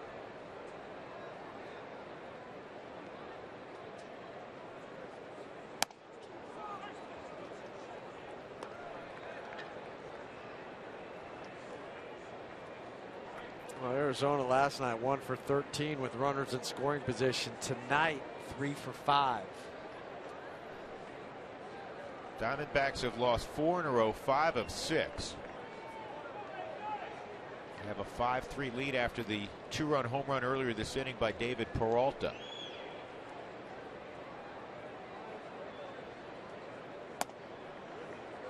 That just missed. We do not have any further information to update you on the condition of Archie Bradley, who was hit in the face in the second inning, a line drive off the bat of Carlos Gonzalez. He was down for several minutes and then on his own got up and walked off the field, gave a thumbs up to the crowd. This ball's well hit to right. Cargo going back, and we'll have a play. In the inning, 2 runs on 3 hits. There are 2 men left. 5-3 Arizona off to the 5th inning.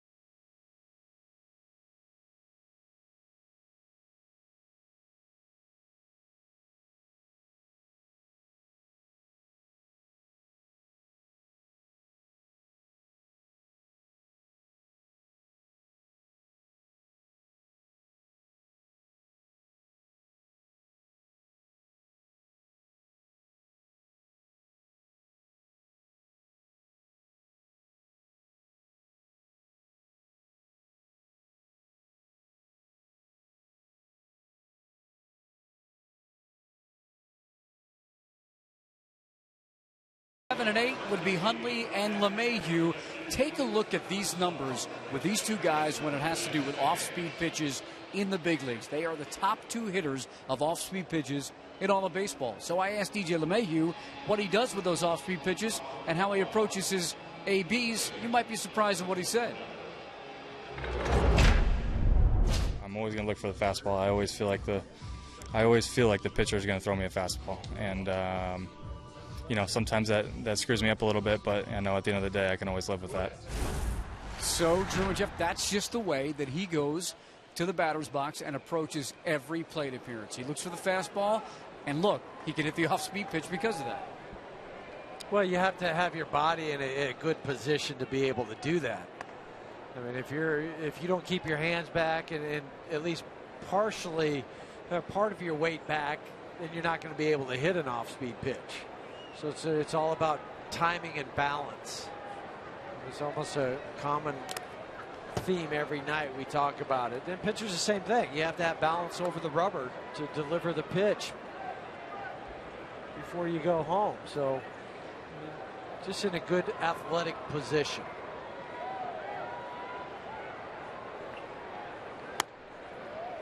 Daniel Hudson is now in the ball game. Former starting pitcher who's battling back from Tommy John surgery. It'll be his 7th game. He's done a good job against lefties. They're just 3 for 16 against him. And after missing on the first 3 offerings to Morneau, he touches the strike zone there at 95. So he's got the arm speed back. It's 3-1. Well, and he used to have pretty heavy sink on that ball. In short right field, Aaron Hill throws out Morneau.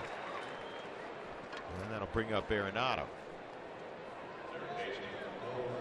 Follow live Rockies baseball in 2015 with MLB.com at bat on your phone, smartphone, or tablet, featuring scores, stats, highlights, and more. Download MLB.com at bat today.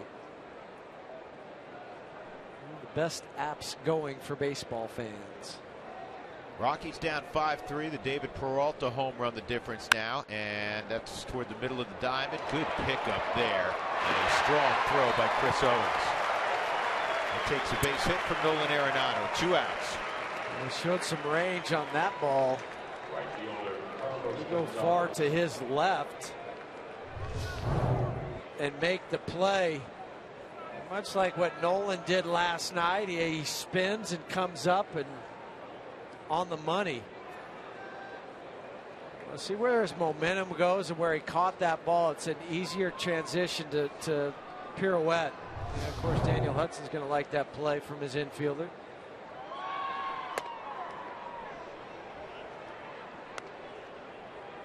Shift on with Cargo as well, 1-0.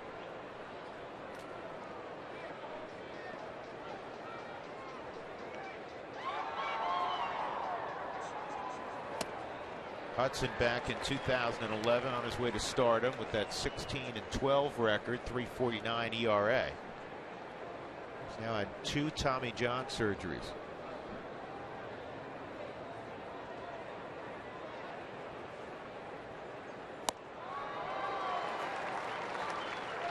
Speaking of 2 Tommy Johns, Tyler Chatwood. See, he's been in the clubhouse the last few days. He's coming back from his 2nd Tommy John surgery.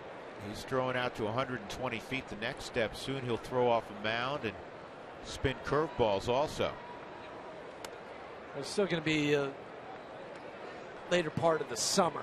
Yeah, Keith Duggar told us today that probably August. Here's Keith.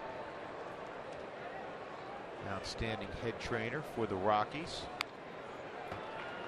Well, they have the protocol and the rehab in place for Tommy John. It's structured out months and then weeks, and how many throws are you going to make today, how many days off you get. So, I mean, everybody follows pretty much the same protocol.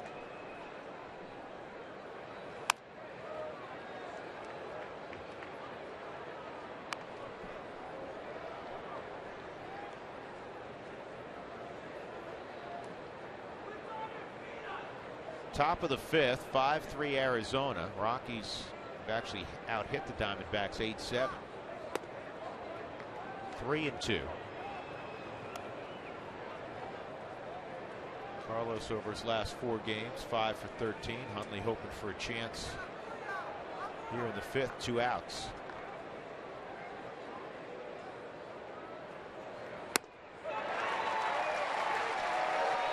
Hudson a 1-2-3 5th. 5-3 Arizona, middle of 5.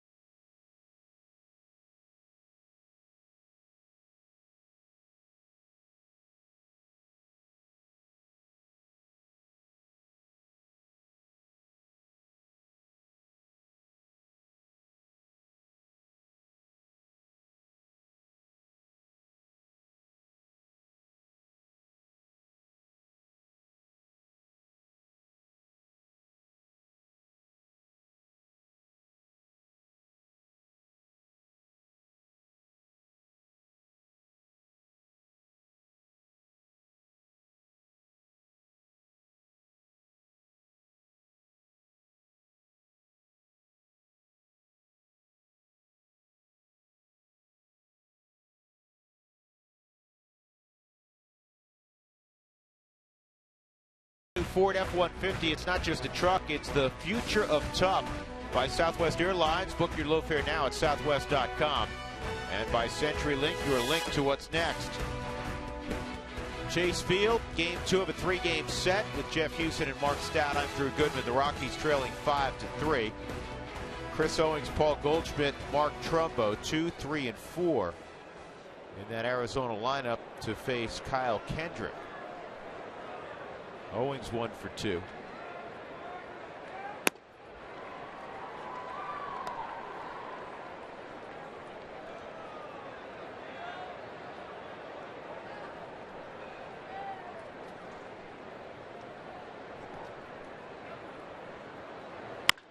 On the ground to third, and Nolan fires across, 1 out.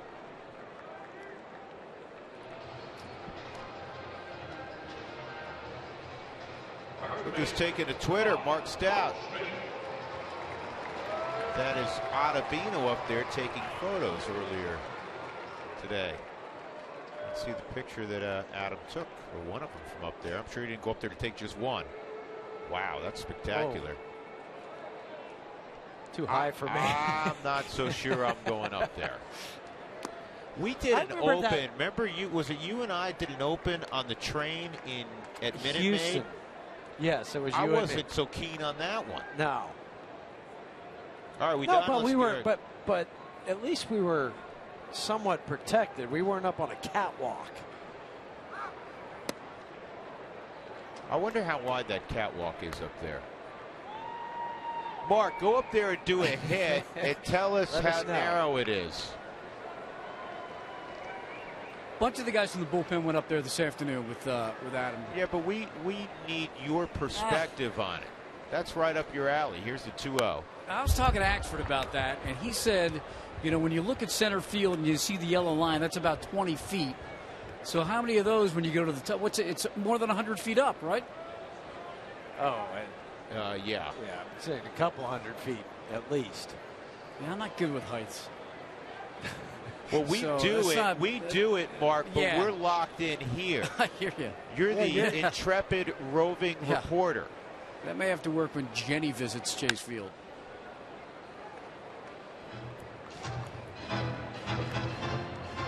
Jack of all trades. There's Ashford. Is he leaning over? Let's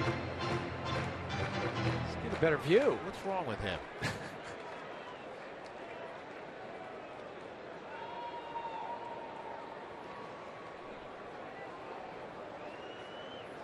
Glad they posted these pictures. 2-2 on Goldschmidt. Supposed to swing at that. 3-2 on Paul.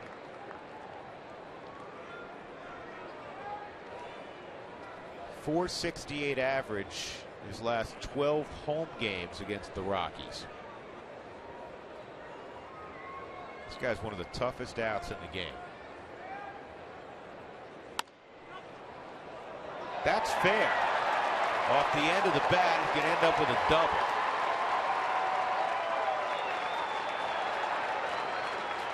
Oh, that was much like the ball that Charlie hit down the line.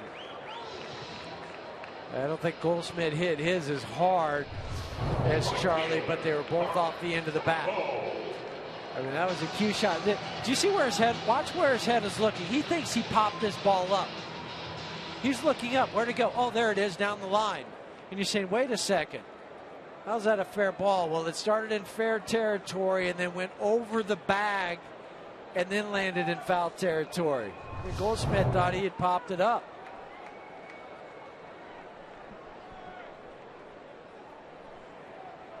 Trumbo, triple and a single. 1-0. Well, you get it in play, sometimes good things happen. You don't get it in play, nothing good can happen, right?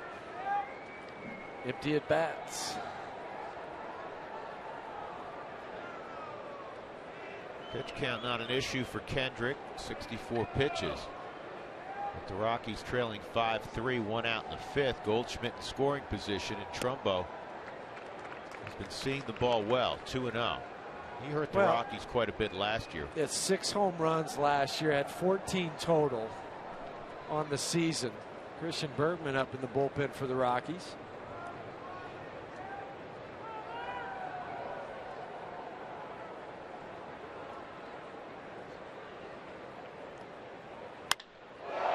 This ball's hit a long way left center, and Trumbo has hurt the Rockies again. 2-run home run for Trumbo, his second of the year. 3 for 3 tonight, and it's 7-3 Arizona.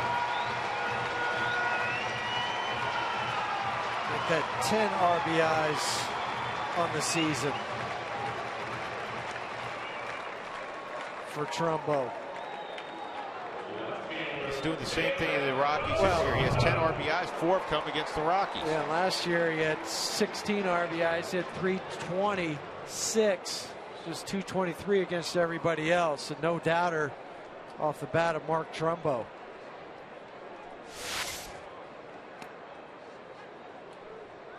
David Peralta, who last inning broke up the 3-3 tie with a 2-run home run to deep right. You know, Kyle's been hurt by the long ball this year. 8 home runs, and this is his 5th start. That puts him in 2nd place now in the National League. And that was a major home run, 443 feet.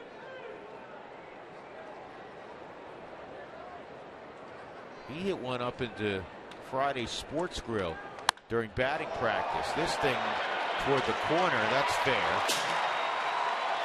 Peralta thinking about 3, and now he'll stop at second. So another double. That's double, 2-run home run double. I know Walt wanted to try to get Kyle through this inning because the pitcher's due up 3rd. Next inning, he might not have the choice. Well, again, last night it looked like Matzik was going to throw at least 6, and then the hamstring flared on him, and now Walt is going to have to go to the bullpen a night after the Rockies won, but had to get 4 innings out of their bullpen. And tonight they're going to have to get in that neighborhood again, hopefully more than that, because you hope the Rockies are able to come from behind. 7-3.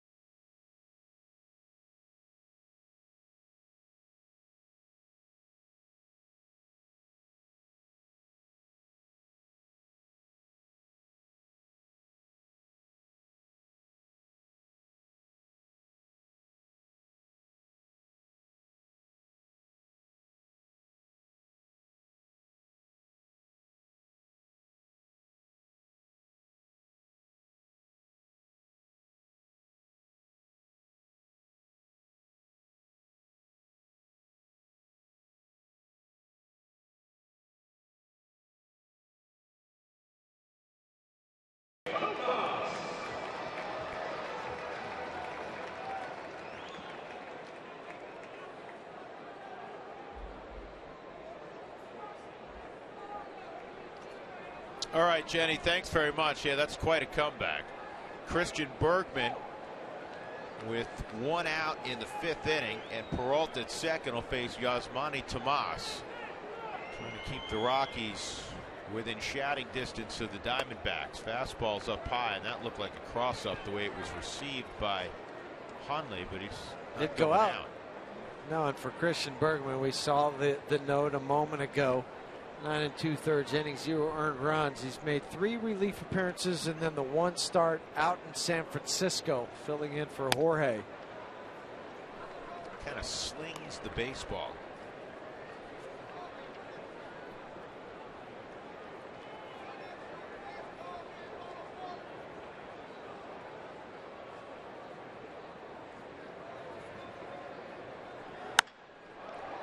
Tomas fouls it off.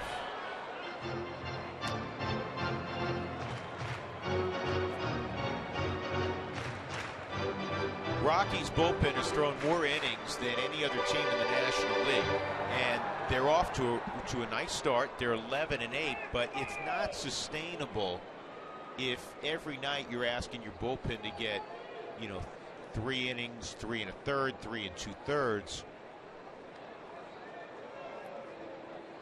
No, eventually. And the young pitchers, Jordan Lyles is steadily giving the Rockies some lane. The young pitchers are really coming nicely in Eddie Butler and Tyler Matzik. I mean, Tyler 10 straight starts allowing 2 earned runs or less, but now they need to start working later in games. They understand that. And that's where last night with the cramp for Tyler in his hamstring, that hurt in a couple different ways. One, it hurt his hamstring, but 2, he had to come out of the game. Eddie Butler right behind Tyler. Yeah, and these guys, that's where they have to learn. 7 innings, get quicker outs. You don't have to strike everybody out. Good change up, 3 and 2 on Tomas.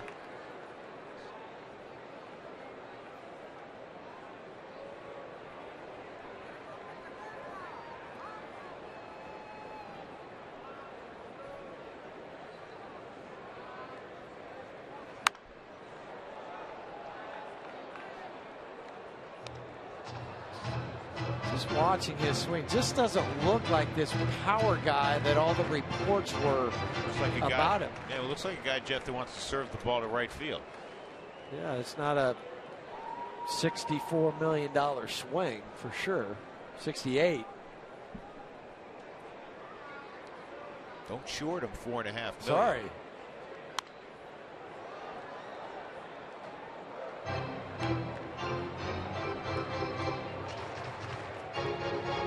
(7-3) Arizona. Last inning it was a 2-run home run by David Peralta. This inning it was a 2-run home run from Mark Trumbo. Peralta's at second after a double. Been the best offensive outing for the Diamondbacks in more than a week. 7 runs, 10 hits, and a couple of home runs. And that is a wild pitch. Tomas will reach. Peralta to third.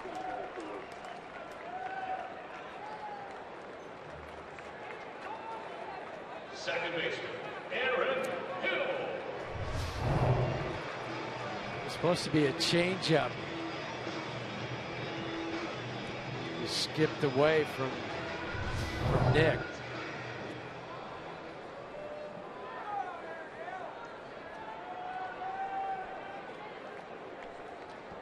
Five extra base hits tonight for Arizona.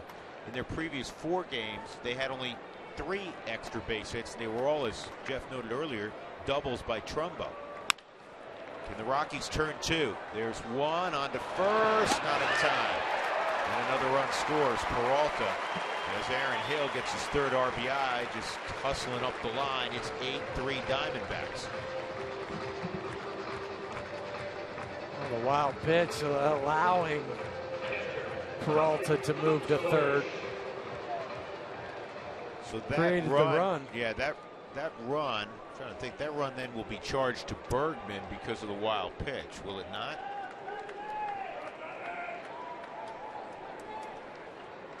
I'll double check that. Right.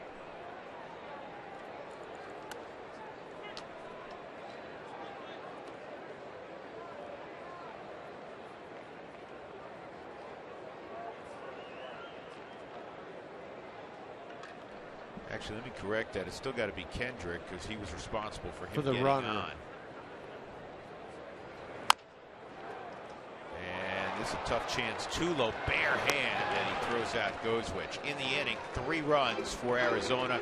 Trumbo, a 2-run home run, 8-3 Diamondbacks as we go to the 6th.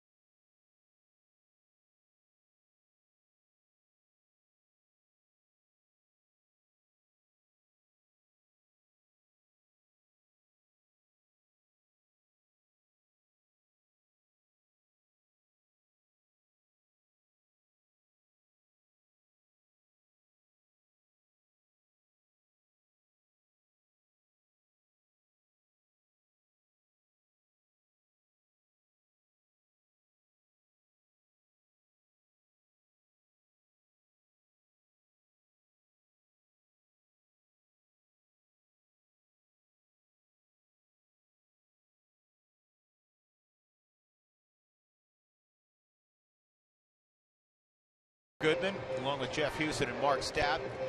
Chase Field in Arizona. The Rockies won 5 straight ball games against Arizona. Last night, of course, 5-4. In the last 4 meetings of 2014, the Rockies were 10-9 against the D-backs last year. Second inning of work for Daniel Hudson.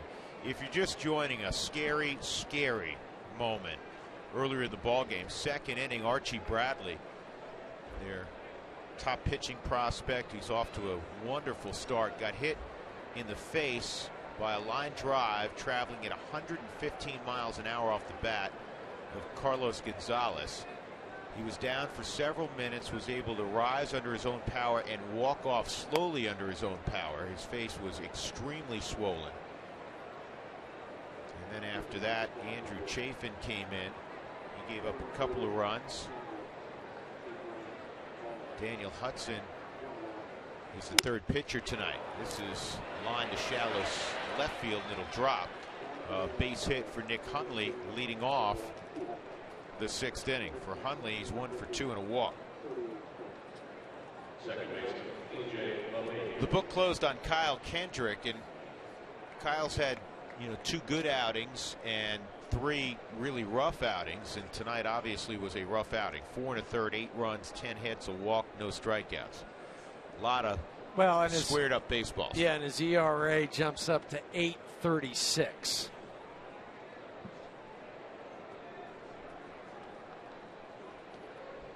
DJ, an RBI single and a fly ball to right, and he takes a strike.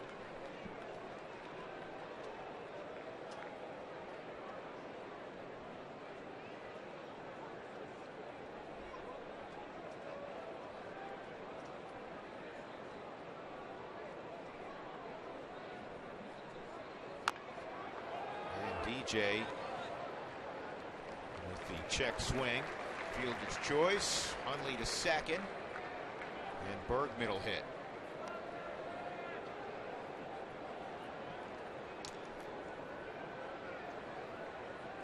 Pitcher Christian Bergman. This is why Walt was hoping that Kyle could get through last inning. He use a pinch hitter here, but now he can't. He needs some length out of the bullpen, so Christian has to hit.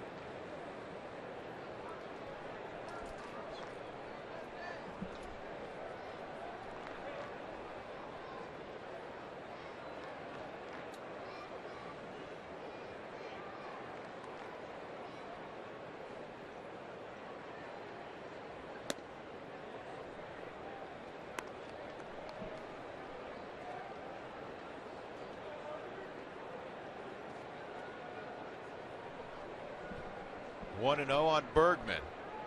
Rockies have played a dozen games against the NL West already. They're 7-5 inside this very competitive division, and they have 13 more, including tonight, before they'll move outside the division.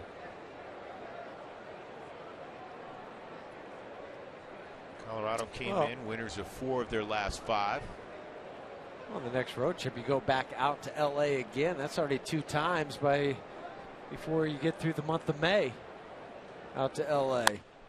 It's down the line foul. Maybe getting the Dodgers at the right time. And I know obviously the Dodgers had their way with the Rockies last week in LA, but Rockies had the misfortune of running into Kershaw, Greinke, and the then healthy Brandon McCarthy, who's throwing the ball brilliantly. McCarthy has a torn UCL. He's going to be out for the season. And now Carl Crawford's on the DL. Yasiel Puig is on the DL. This ball's pretty well hit to center field, but Pollock will make the catch. 2 gone.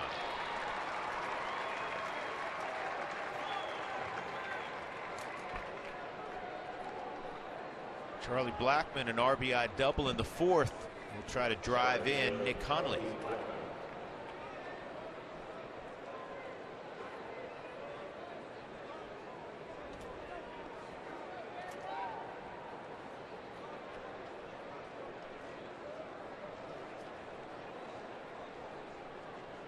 Charlie a hit in 14 of his last 16. Hear what Bruce Bochy said after leaving Denver. He said this division, they're going to beat up on we're going to beat up on each other all season long. He said it's going to be a battle royale, basically. I'm paraphrasing.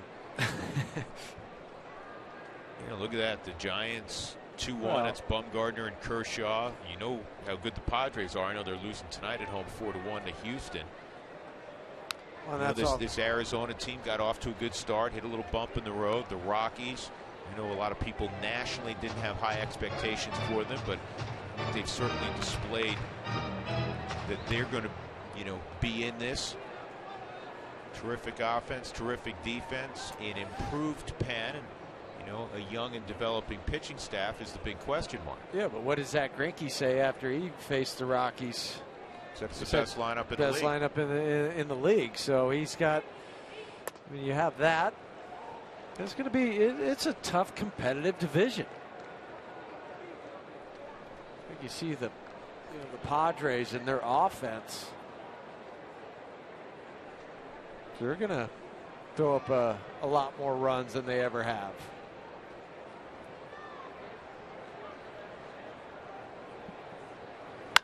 Line drive, base hit, Blackman. Cutting the bag is Hundley. Pollock's throw to the plate is not going to get him. Charlie has driven in another run. And it's 8-4. 11th RBI for Chuck Nasty. Big 2-out hit. Second one tonight. And there's still a lot of outs in this ball game. Yeah, I know exactly what you mean. There's enough time. There's enough time. You might feel like, well, it's a 6th inning. You had to go get your starter. But this offense, a couple singles and then a big fly. And it's not like Arizona has a lockdown bullpen. No, they've had a troubled bullpen is what they've had, and it's been used quite frequently. Here's Dickerson against Daniel Hudson.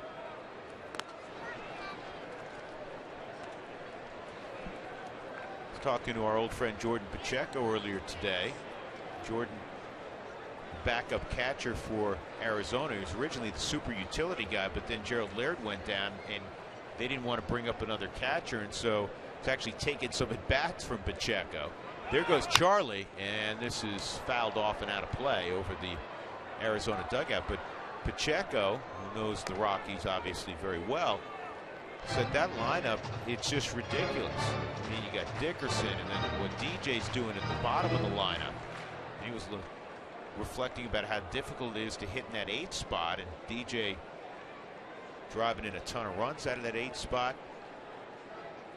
There's no breathing room. There's no letdown. And it's not just for a pitcher. Right, and it's not just that they're all good hitters, but most of those guys can leave the building quickly. So you're not worried about, he's going to punch a single the opposite way. You're worried about, a lot of these guys hitting the ball 430 feet. Well, into any part of the ballpark. It's not a pole. Everything has to be a pole home run. I think about Corey Dickerson. He has 1 home run that he's pulled to right field. The other 4, where have they gone? To center. Well, think about it. Blackman hit 18 last year, right? Dickerson 24. Tulowitzki, if he stays healthy, is a 30 home run guy. Justin Morneau is a 17 plus to 25 plus, been a 30 home run guy in the past. Arenado in 2/3 of a season last year hit 18. Cargo's hit over 30. Nick Hundley has pop.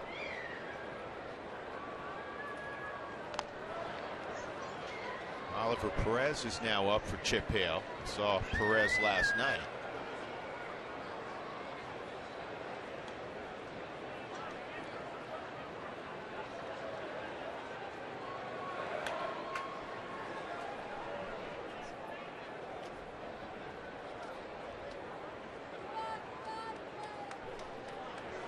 Back up the middle with top-spin, and it comes up on Owings. He has no play.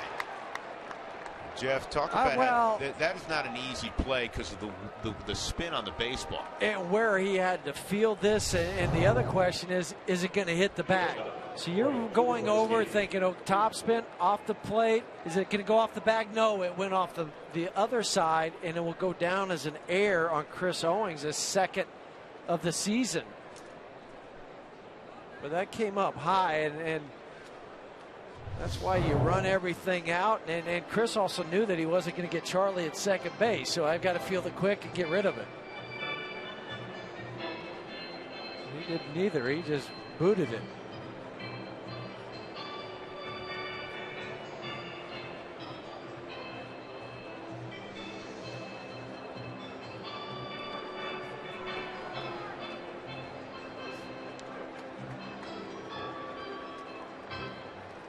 Well, that's a 10th error for Arizona on the season. They'd come in with a .988 fielding percentage, second best in the National League. The Rockies are third at .987.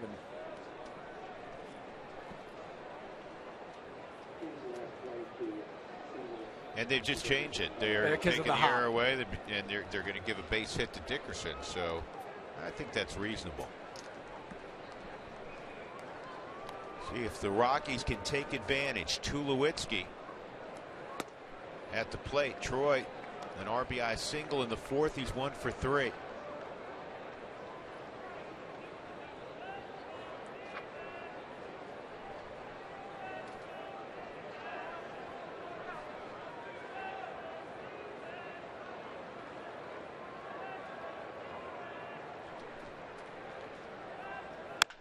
High fly ball, deep left field. Did Tulo get it? Not quite.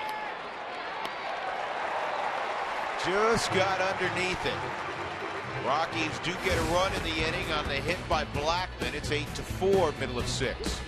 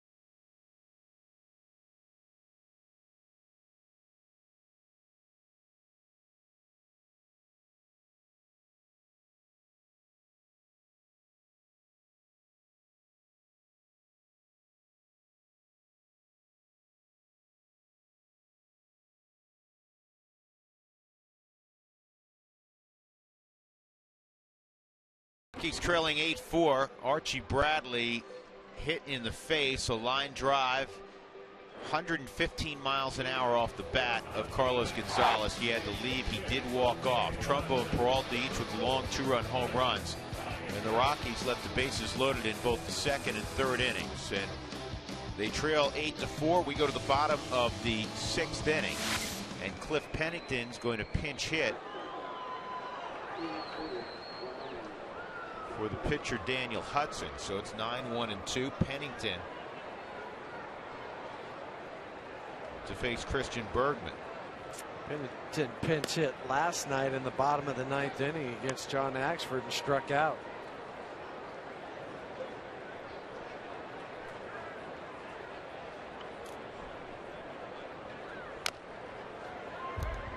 Ball and a strike.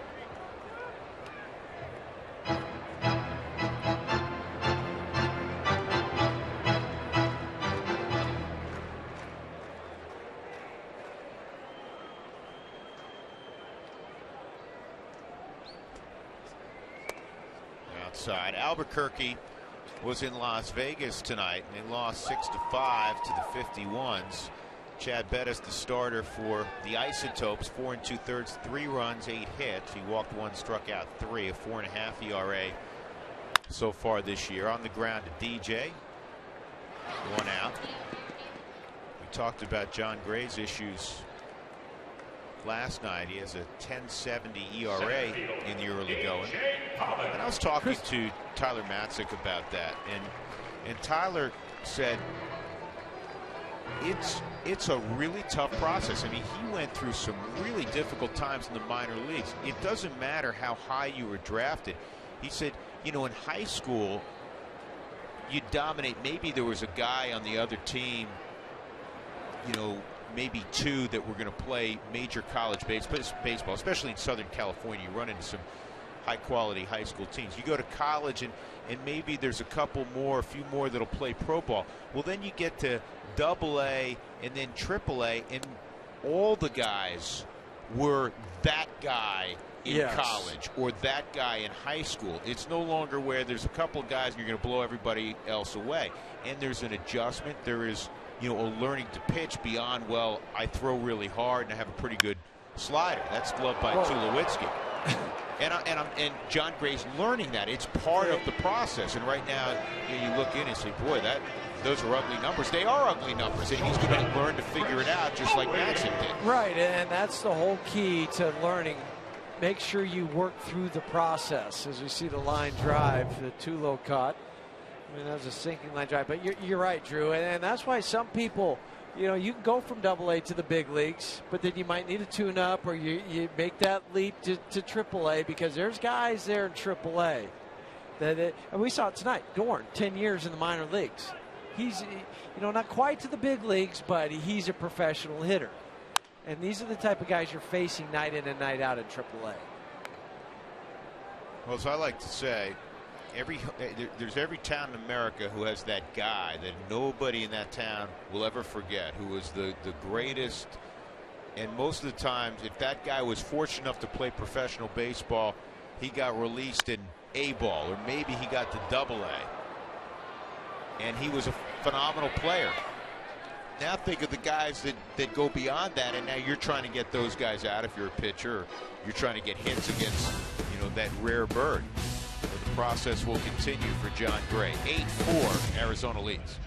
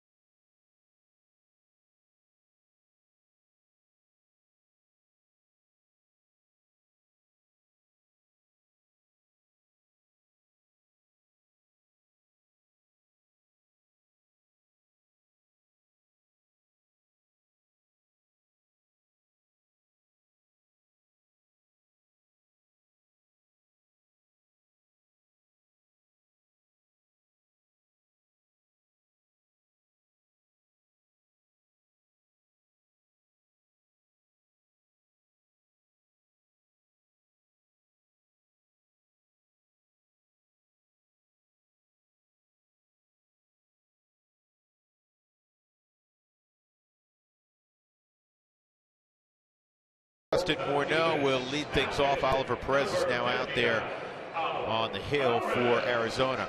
Tweet, the natural is real, and Joey bats is Roy Hobbs. He broke both with a foul ball at Fenway. We have the video. Jose Bautista, one of the longest hitters in baseball. And that foul ball in Fenway, I mean, it just goes way up and to the left. And he hits that, glass shatters, the whole 9 yards. Well, it would have been really impressive had he hit the Sitco sign. Yeah, that one, it's about 500 feet across the highway. Keep going. It looks like it's just right behind left field. No, he took out the Coke sign. Yeah, that's way up there. Perez, second straight night of work for him. Morneau, Arenado, Gonzalez. If the Rockies can make a run, the Rockies have actually out-hit Arizona 11-10 tonight, but Arizona has a couple of those long balls that stayed within the foul poles. Well, and a couple other things was the Rockies have left the bases loaded twice. That was back in the second inning and the third inning. Arizona's kind of broken out of their recent slump, hitting with runners in scoring position. The Rockies have left 8 on.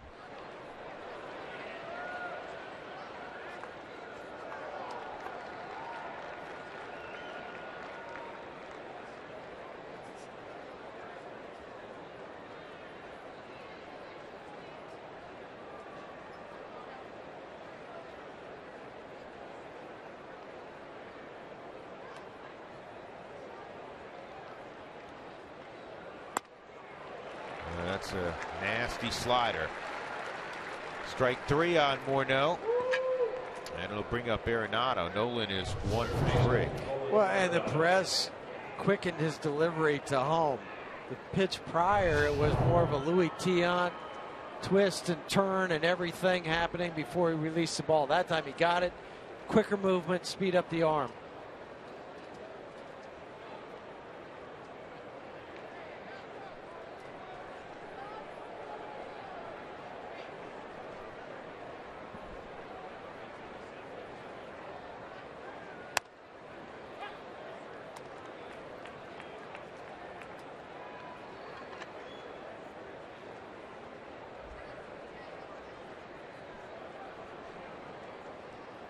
One strike on Nolan.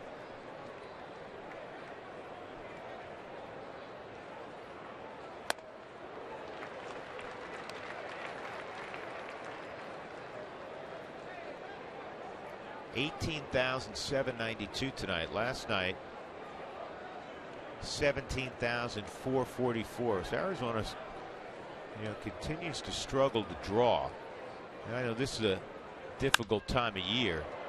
In the year to Trumbo and Wright. Kids are still in school, midweek. All teams battle that for the most part in April and first part of May.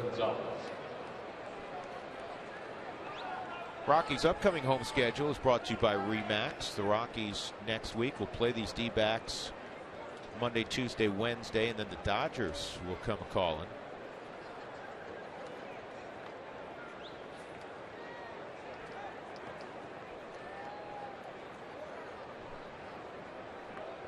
Cargo tonight, 1 for 3, couple strikeouts. And this is foul. I'm just looking at that upcoming home schedule. They also have a day off at home. The schedule for the Rockies has not been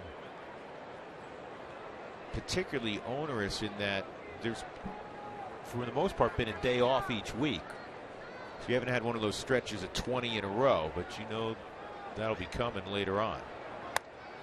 That is so difficult for a left-handed hitter. He did the Luis Tiant on him and then threw the slider. Yeah, and then drop the arm behind the leg, turn around.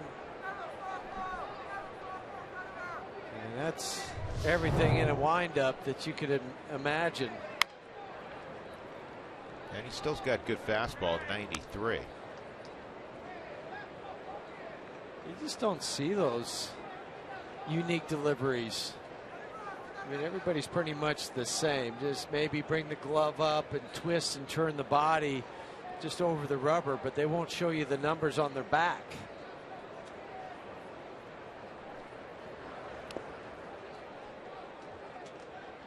And it's not something, if you were going for pitching lessons, you would say, hey, teach my son how to do this. Right. Be like, no, why, give me the most consistent delivery I can have.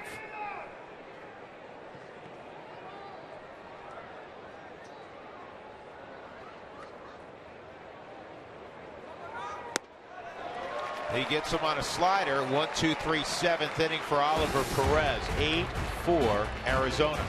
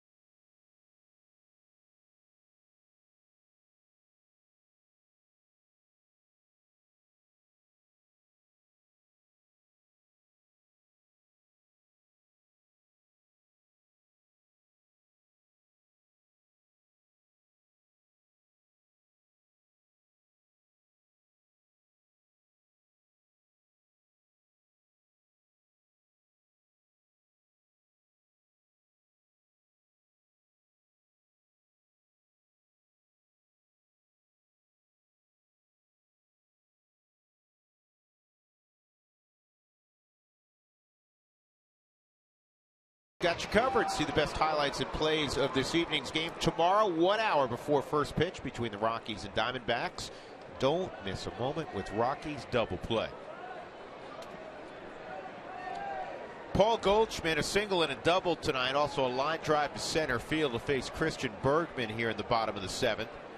Then Mark Trumbo and David Peralta. These guys have done the lion's share of the damage tonight against the Rockies. Trumbo's 3 for 3. Peralta's 2 for 3. And it's on the corner, a strike on Goldschmidt. Trumbo's just a double away from the cycle. Got the tough stuff out of the way. 0-2. Goldschmidt put a scare in the Rockies last night with an 0-2 base hit to right. First and third against John Axford with 2 outs, but Axford got Trumbo to ground to third, and Arenado threw him out to end the ball game in a 5-4 affair.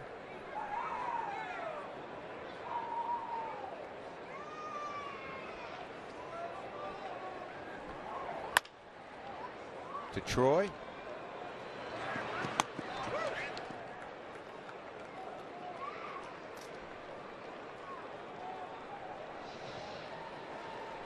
Right fielder, Mark Trumbo. Well, Trumbo has had an enormous night in the last year plus against the Rockies. He has really crushed them. Trumbo, a triple, a single, and a monster home run, 447 feet. If you're wondering how many cycles have been hit in Arizona Diamondbacks history, there have been 6 of them. Well, the last was by the guy who has the last 2. Aaron Hill had 2 within a few weeks. 11 days to be exact. The 29th of June 2012 and the 18th of June. Kelly Johnson also has one. Stephen Drew, Colburn, and Luis Gonzalez.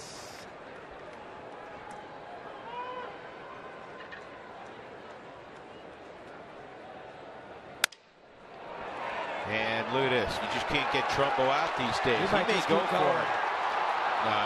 And now he could get, thought for a moment, Cargo may get him on the backside. And maybe anybody else except for Cargo and his strong arm, Trumbo would have kept going. And when it's your night, it's your night. Just take one off the hands and lob it to right field. He's thinking, I'm going to go up. I better get back. Here's Peralta. 2-run home run and a double. He is driven in 2 and scored 2.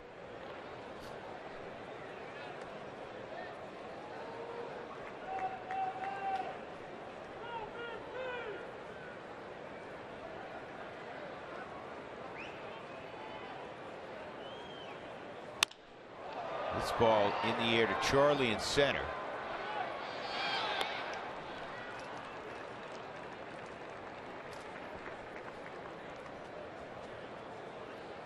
Yasmani Tomas, an infield hit and a walk. Ran into a double play his first time up. Real good play by guess who? Nolan Arenado in the first inning to prevent Arizona from scoring a 4th run. I think now you should just, every night just pick the inning that he's going to make a play. Or innings, plural. Right. That's the new game.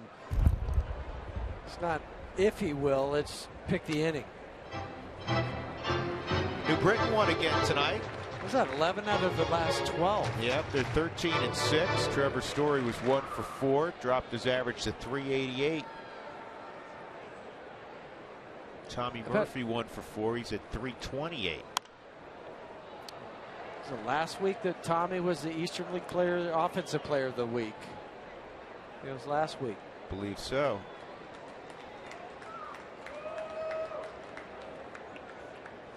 I'll give you an update on Saturday because my son Kyle's going to go to that game on Saturday. You going down there? Yep. Go down to New Britain. Look out. Dave McKay said, "Don't hit it at me." Dave, long time Tony La Russa coach with Oakland, and then St. Louis. There's Tony. Outside, Modesto leading 11-4 in the 7th. Actually now into the 8th. Tonight, Modesto has gotten home runs from Remil Tapia. He's hitting .329. Also, Correll Prime. That's toward the gap in left center field. Trumbo gets a green light and no throw. Now headed to third, and out there is Tomas. The run will count. So an RBI for Tomas, a double. 9-4 Arizona.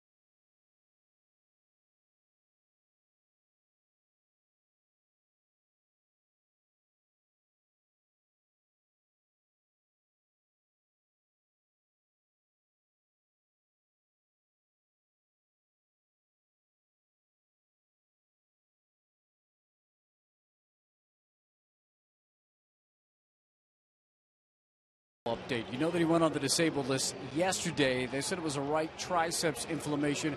Well, the MRI came back today. He had that done here in Scottsdale. It showed a little more inflammation down by his right elbow. The triceps attaches to that area.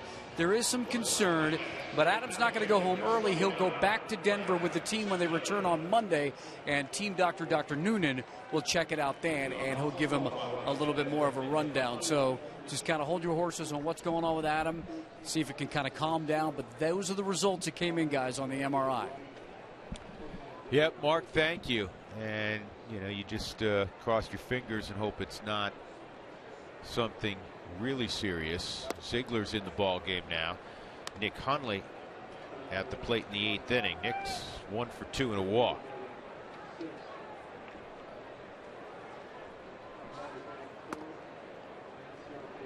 Ziegler's been outstanding. He's not allowed to run. He's not allowed many hits. No, and that's pretty much the story of his career. Just the sidearm, kind of the Dan Quisenberry style that you just don't see very often anymore. I mean, nobody really has perfected it or used it much.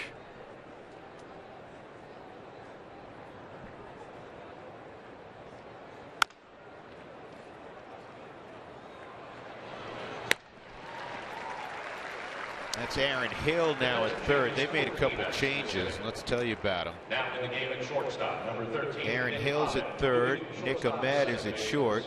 And Owings goes to second. Inciarte is in there for Trumbo. So they're Trumbo's evening's done, a double shy of the cycle, and Peralta goes over to left field. Pretty much with the line change. Or actually, he was already out there. Let me correct that. Bring in the defensive unit. DJ's thrown out. And Rafael and Noah will pinch hit.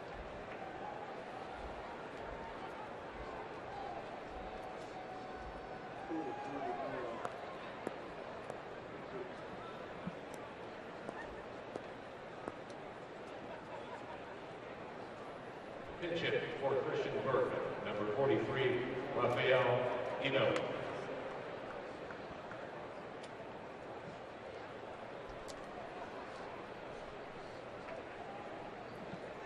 Rafael in his career, a short career against Arizona, 538, 7 for 13.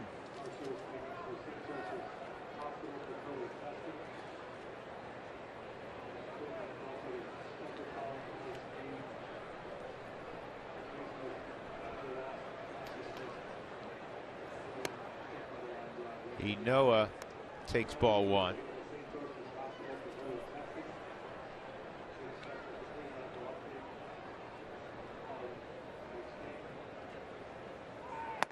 That's off the plate.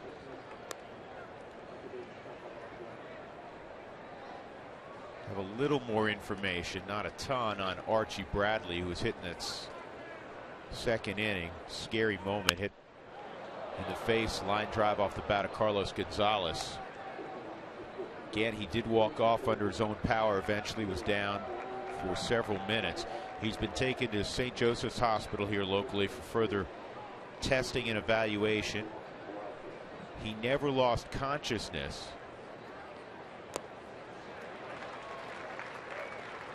And the Diamondbacks also announced as soon as they have an additional update from the hospital, they will pass that along.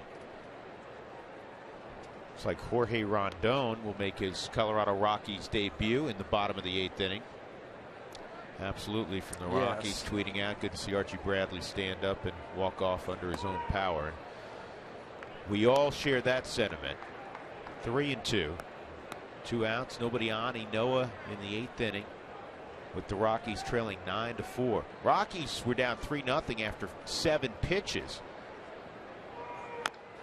And then they were able to tie it up in the top of the 4th at 3. But in the bottom of the 4th, Peralta hit a 2-run home run. Then 3 more in the bottom of the 5th inning. The big blow, a Trumbo 2-run home run.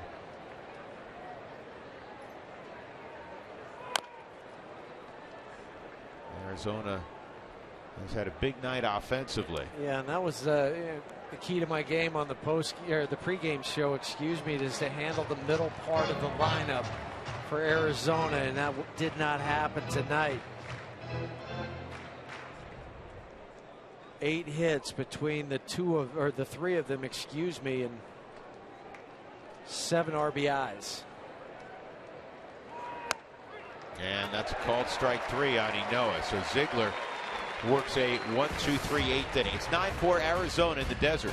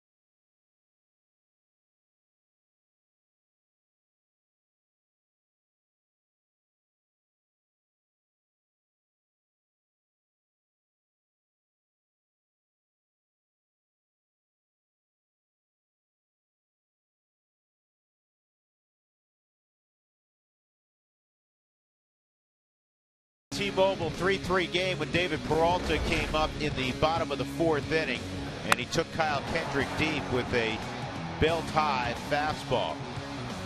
That made it 5-3. Kendrick would end up giving up 8 runs and 4 1/3. 10 hits, walked one, didn't strike anybody out. 9-4 Arizona. Give Christian Bergman a lot of credit. He ate up 2 2/3, a run on just 2 hits. He walked one. He didn't strike anybody out, so the Rockies don't have a strikeout this evening. And making his second big league appearance, first in a Rockies uniform, the 27-year-old from Venezuela, Jorge Rondon, with a big arm. The Rockies took him off the waiver wire from St. Louis, where he pitched 1 inning last year. Rondon was very good in Albuquerque, Jeff, so far this year. In 5 games, 6 2/3, he'd allowed a run on just 2 hits. And a powerful arm, 96, 98, 99 miles an hour. And that 1 inning you talked about, that was at Los Angeles back on June 29th of last year. Gave up a walk and 4 batters faced. Here comes out with a slider first pitch. Not what you'd expect, No. right? I'm going to show you my fastball. The native of Venezuela. And another slider. Aaron Hill's behind 0-2.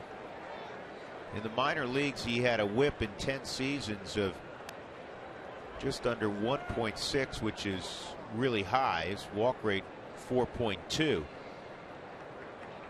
So command has been an issue. And he went slider again at 87. Oh, the Super Suites Conference Center at Coors Field is available for your game day or non-game day meetings. Groups of 25 to 200 will enjoy the views of the city as well as the field from this unique meeting space. Ground ball, and DJ's not going to be able to throw him out. The Rockies had the shift on. And that time Hill burns the shift. DJ on the shortstop side. If you don't shift, that's the chance you take. You're playing the percentages, you're playing the odds. You know, people say, well, if he didn't shift, it would have been a 4-3 out. But that's why you do your homework. You look, and you're just playing where you think he will hit the ball most of the time. That time it worked against you. But I've seen it already. The Rockies employing more shifts this year than last year, all year long here in the first 3.5, 4 weeks of the season. Well, the last time we checked, the Rockies went from 30th to 11th in shifts in one season. Tuffy Gozwich 0 for 3.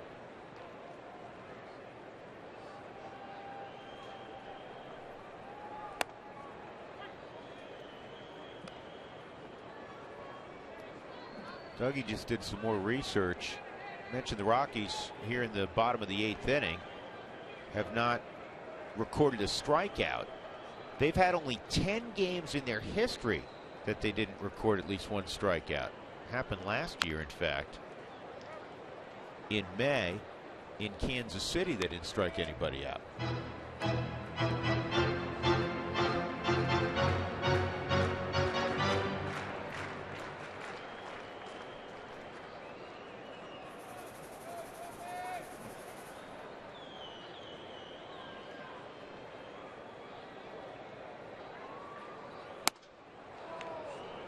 Well, there you go. Dougie, you can take that little note you handed me, crumble it up, and toss it out. Rondon strikes out Gozwich. Oh, that was not even close. Rondon blew Tuffy away.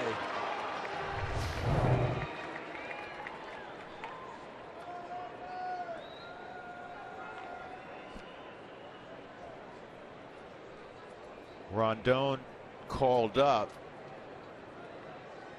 when Adam Ottavino went on the disabled list yesterday. Ball 1 on Pennington at 95.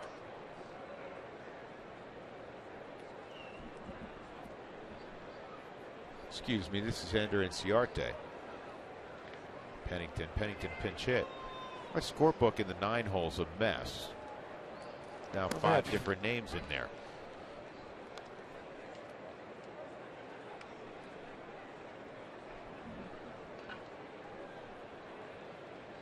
With all the switches that they made last half inning, the Diamondbacks, they have guys scattered throughout their lineup.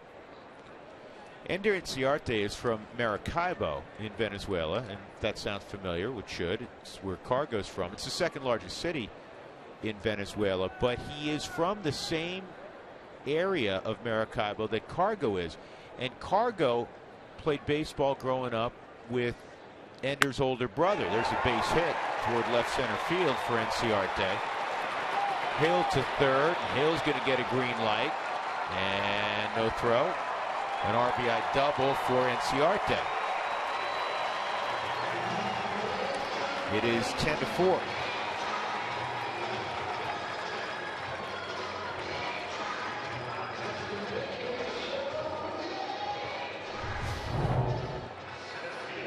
Well, he just takes the pitch up and away from him, hits it into the gap in left center. And Charlie got over, cut it off, but the speed of Hill, and the whole time the third base coach Andy Green waving him home.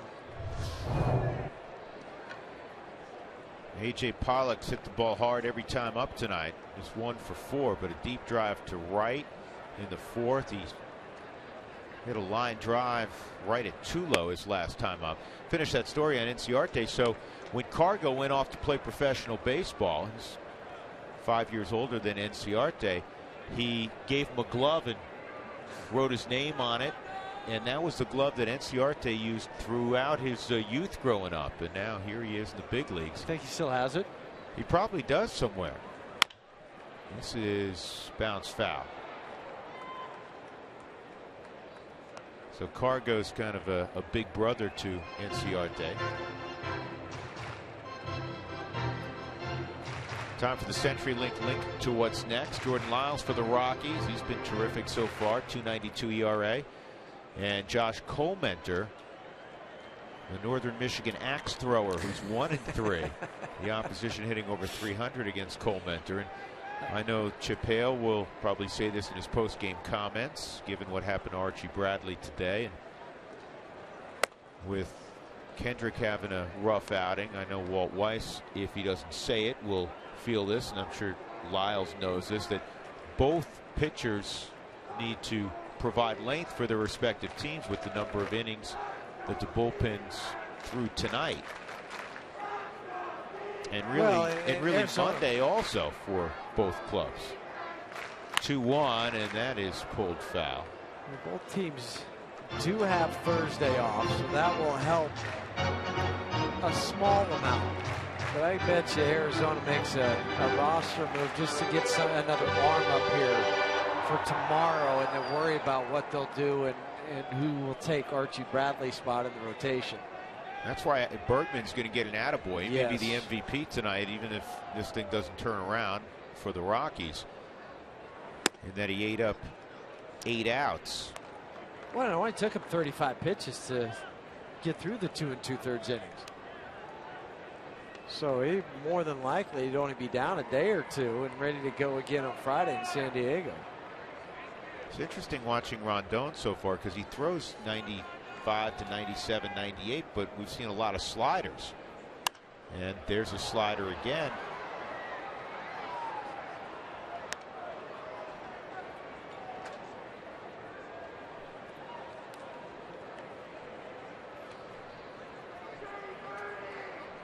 For a guy that's just coming up for the second time, you would think that he'd want to show off the fastball, show off his arm.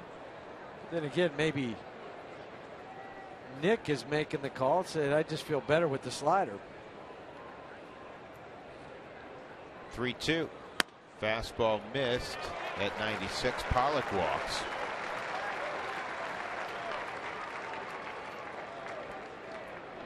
Who Wants Tacos? Fans follow at @RootSports_RM on Twitter to receive alerts for the Rockies Taco Special when the Rockies do score 7 or more runs. Chris Owings at the plate.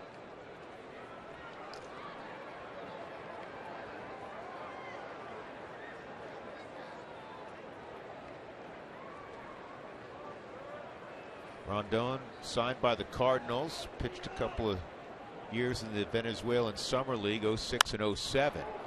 And he gets a fly ball here on a mid-90s fastball. Cargo's there, and that is the second out. That'll bring up Goldschmidt. Single and a double, 4 at-bats tonight for Paul Goldschmidt. Goldschmidt.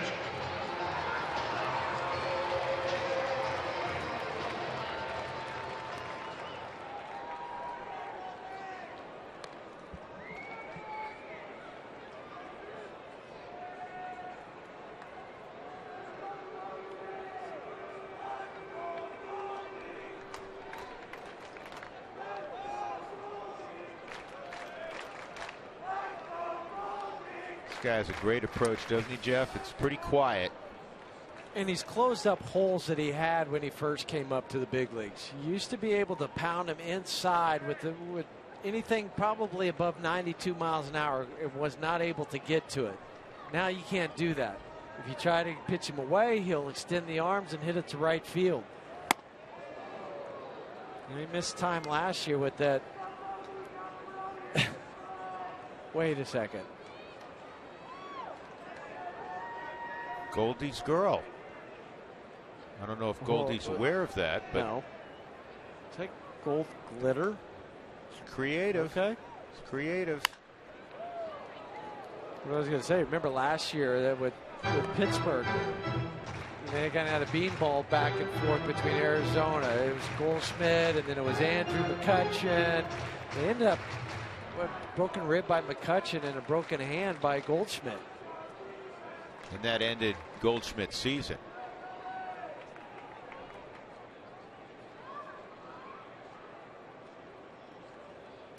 One, two, and that's just got a piece.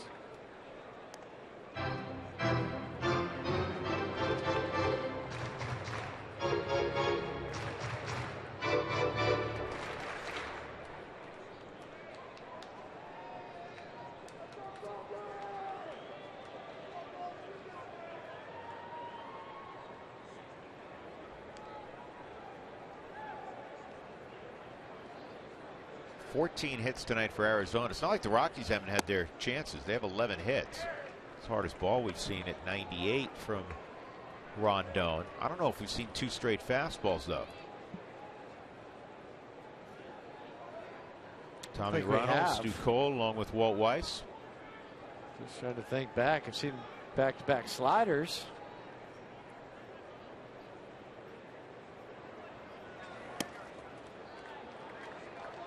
It's a tough pitch to handle, 98, and it's 2 feet away from where you set up at least. Good job by Huntley to catch that. The back wasn't loose, it is now.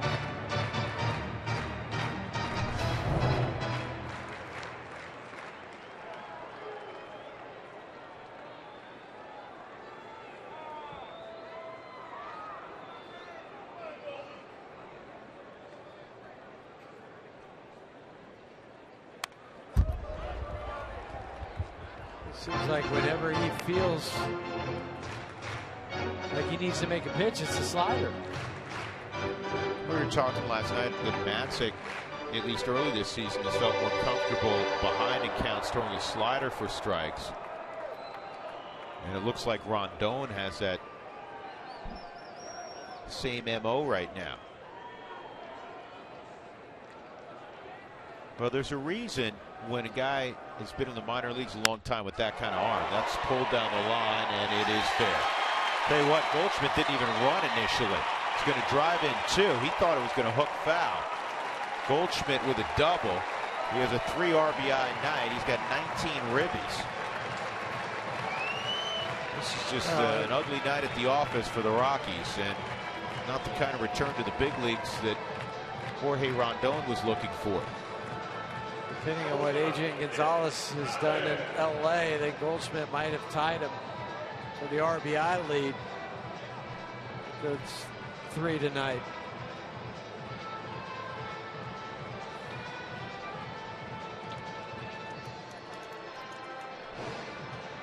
So for Arizona, who had been 5 for 6 with runners in scoring position in the previous 8 games, tonight they're 5 for 10.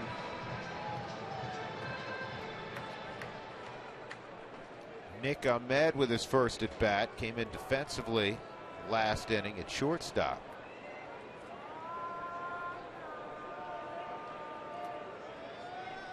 He's just 2 for his last 26 at the plate.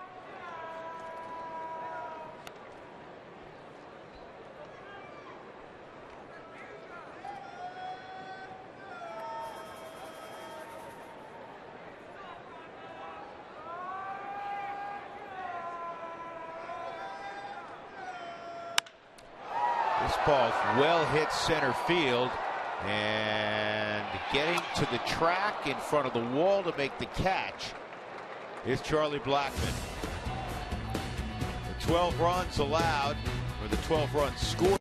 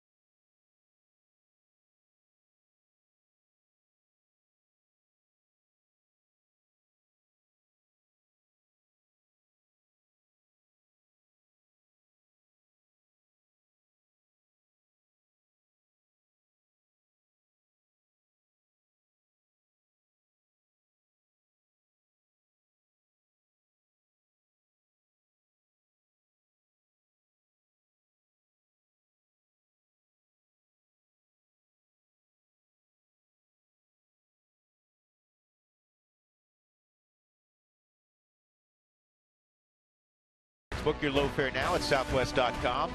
By Mike Shaw Subaru, always our lowest price in sales and service guaranteed. And by Jack in the Box, Jack's hottest sandwich is back. Head to Jack in the Box for Jack's Blazing Chicken Sandwich. Chase Field, a house of horrors tonight from the Rockies' perspective. They're down at 12-4.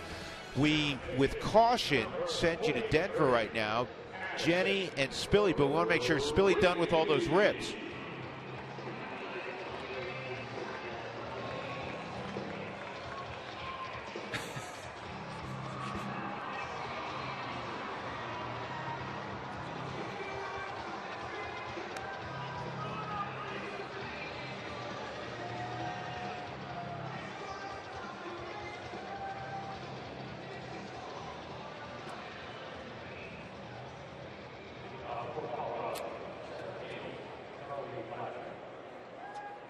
Yeah, and I'm not sure they followed Spilly's either, because he was also saying that Kyle Kendrick needed to be like the hungry hippo and eat up some innings.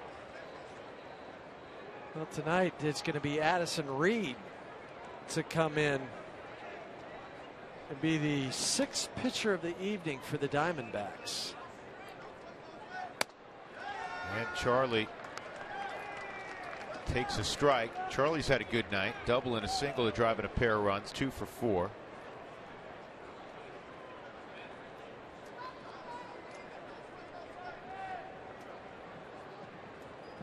Jordan Lyles tomorrow, and Josh Colmenter 3 for 5. That ball was ripped.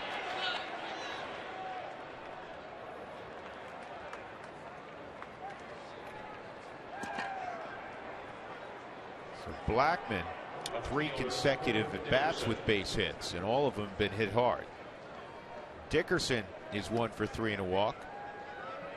Well, fans, Rockies Dugout Stores are the place for all things Rockies, with the best selection of Rockies merchandise and tickets, plus exclusive new Peanuts bobblehead of the month.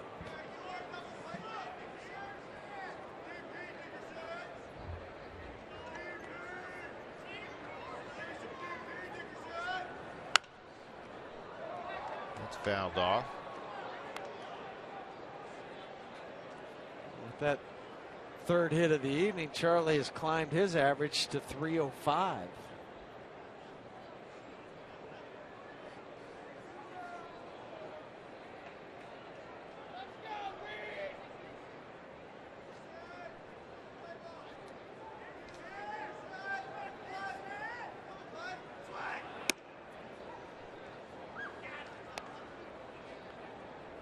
about for Charlie Blackmon? 4 straight multi-hit games, 9 for his last 20. It's got to be the beard. Yeah, he's also hit 10 out of his last 11 games.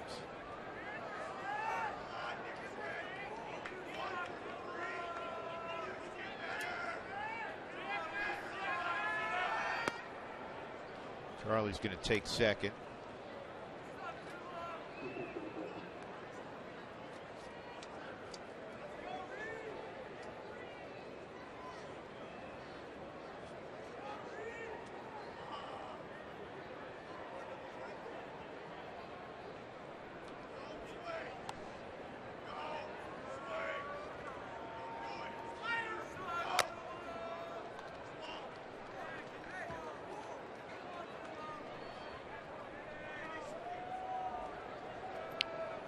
Addison Reed came from the White Sox to close games for Arizona a couple years ago. He has their lone save of the season. Now, this is obviously not a safe situation. His last save was back on April 7th. Well, let me guarantee you one thing. If by some strange occurrence, and we'd love to see it, this did turn into a save situation, Addison Reed would no longer be in the game.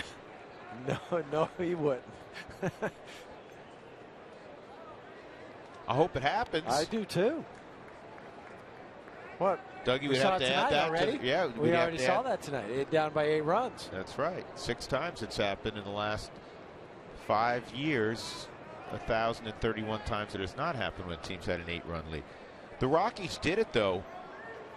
What was it, on the 4th of July against the Miami Marlins a few years back? Somebody had tweeted yes, at home. That. Houston up on San Diego now 8-3 in the 7th inning at Petco. Giants clinging to a 2-1 lead in the 9th inning. That was Bumgarner and Kershaw. Yeah, the Rockies erased that 9-run deficit. They did it twice. They did it July 4th, 2008, so that was more than 5 years ago. And they did it August 25th, 2010 against Atlanta. They were down 10-1. And they ended up winning 12-10. The wildest one was that one on the 4th of July because they won 18-17. Rockies had 21 hits. The Marlins had 22.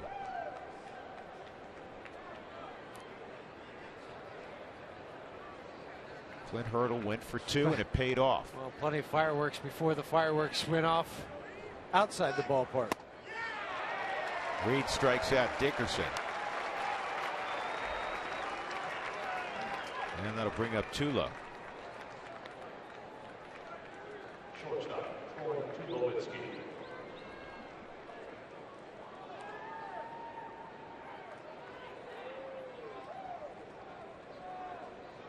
Bumgarner, by the way, still in that ball game.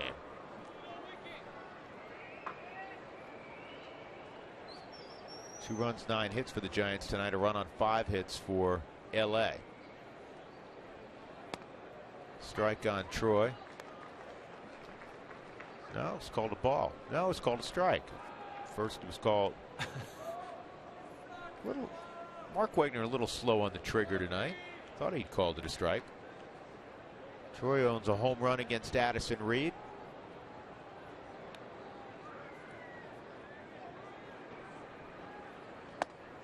And that slider around the plate. 1-1. St. Louis beat the Phils tonight 11-5. St. Louis off to a terrific start. Michael Wacha's 4-0. Oh, how they missed him last year. Yes, they did. Cubs over the Pirates 6-2. Travis Wood got the win. That's a wicked slider. 1-2. Miami beat the Mets again 4-3.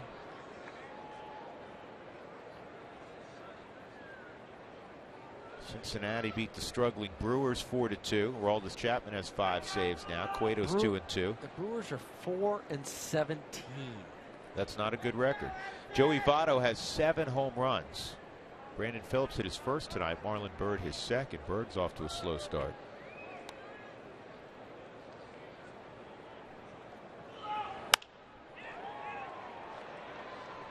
Shallow center. Pollock's got it, 2 outs.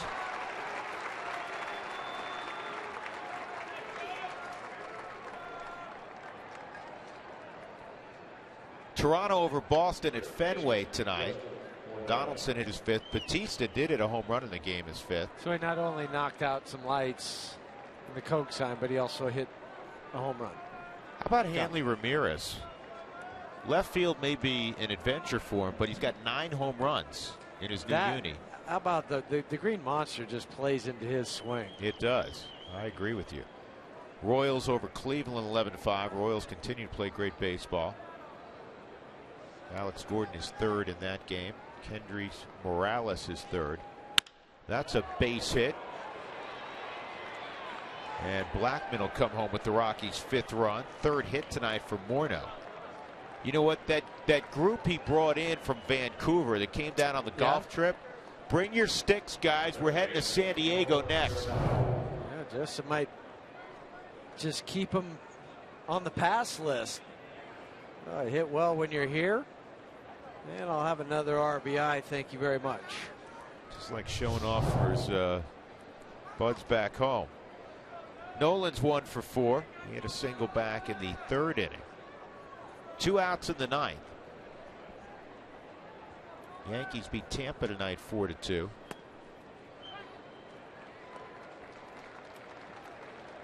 Baltimore and the White Sox again postponed because of the unrest in Baltimore. They will play tomorrow without a crowd. They will just play the baseball game at Camden Yards, and then the series this weekend between Tampa and Baltimore, instead of being played at Camden, will be played at the Trop, with Baltimore being the home team. And again, they moved that game up from a 7:05 to a 2:05 start. Seattle over Texas 2-1. Jay Happ got the win. Ricky Weeks hit his 2nd home run for his new club, the Seattle Mariners. That's fouled off out of play. Minnesota got a win. They beat Detroit 3-2. Pelfrey's 2-0 for the Twins. Perkins' 6th save. Sonny Gray and the A's, they beat the Angels 6-2. Sonny Gray's unbeaten. He's 3-0. Jared Weaver's 0-3. Josh Reddick is 2nd. Brett Laurie is 2nd. 0-2. Win the dirt, 1-2.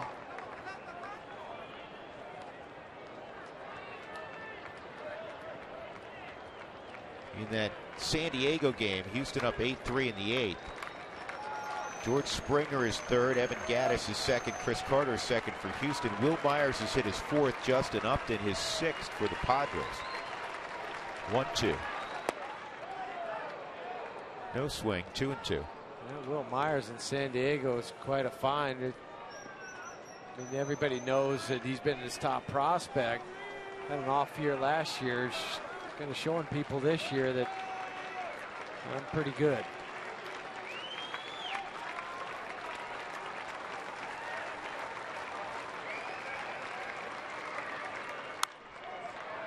Good battle for Nolan. Well, if nothing else, you're making Addison Reed throw some pitches. And, might not be available tomorrow. Yeah, I mean, it's a factor. You know, you're over 20 pitches, 21 to be exact.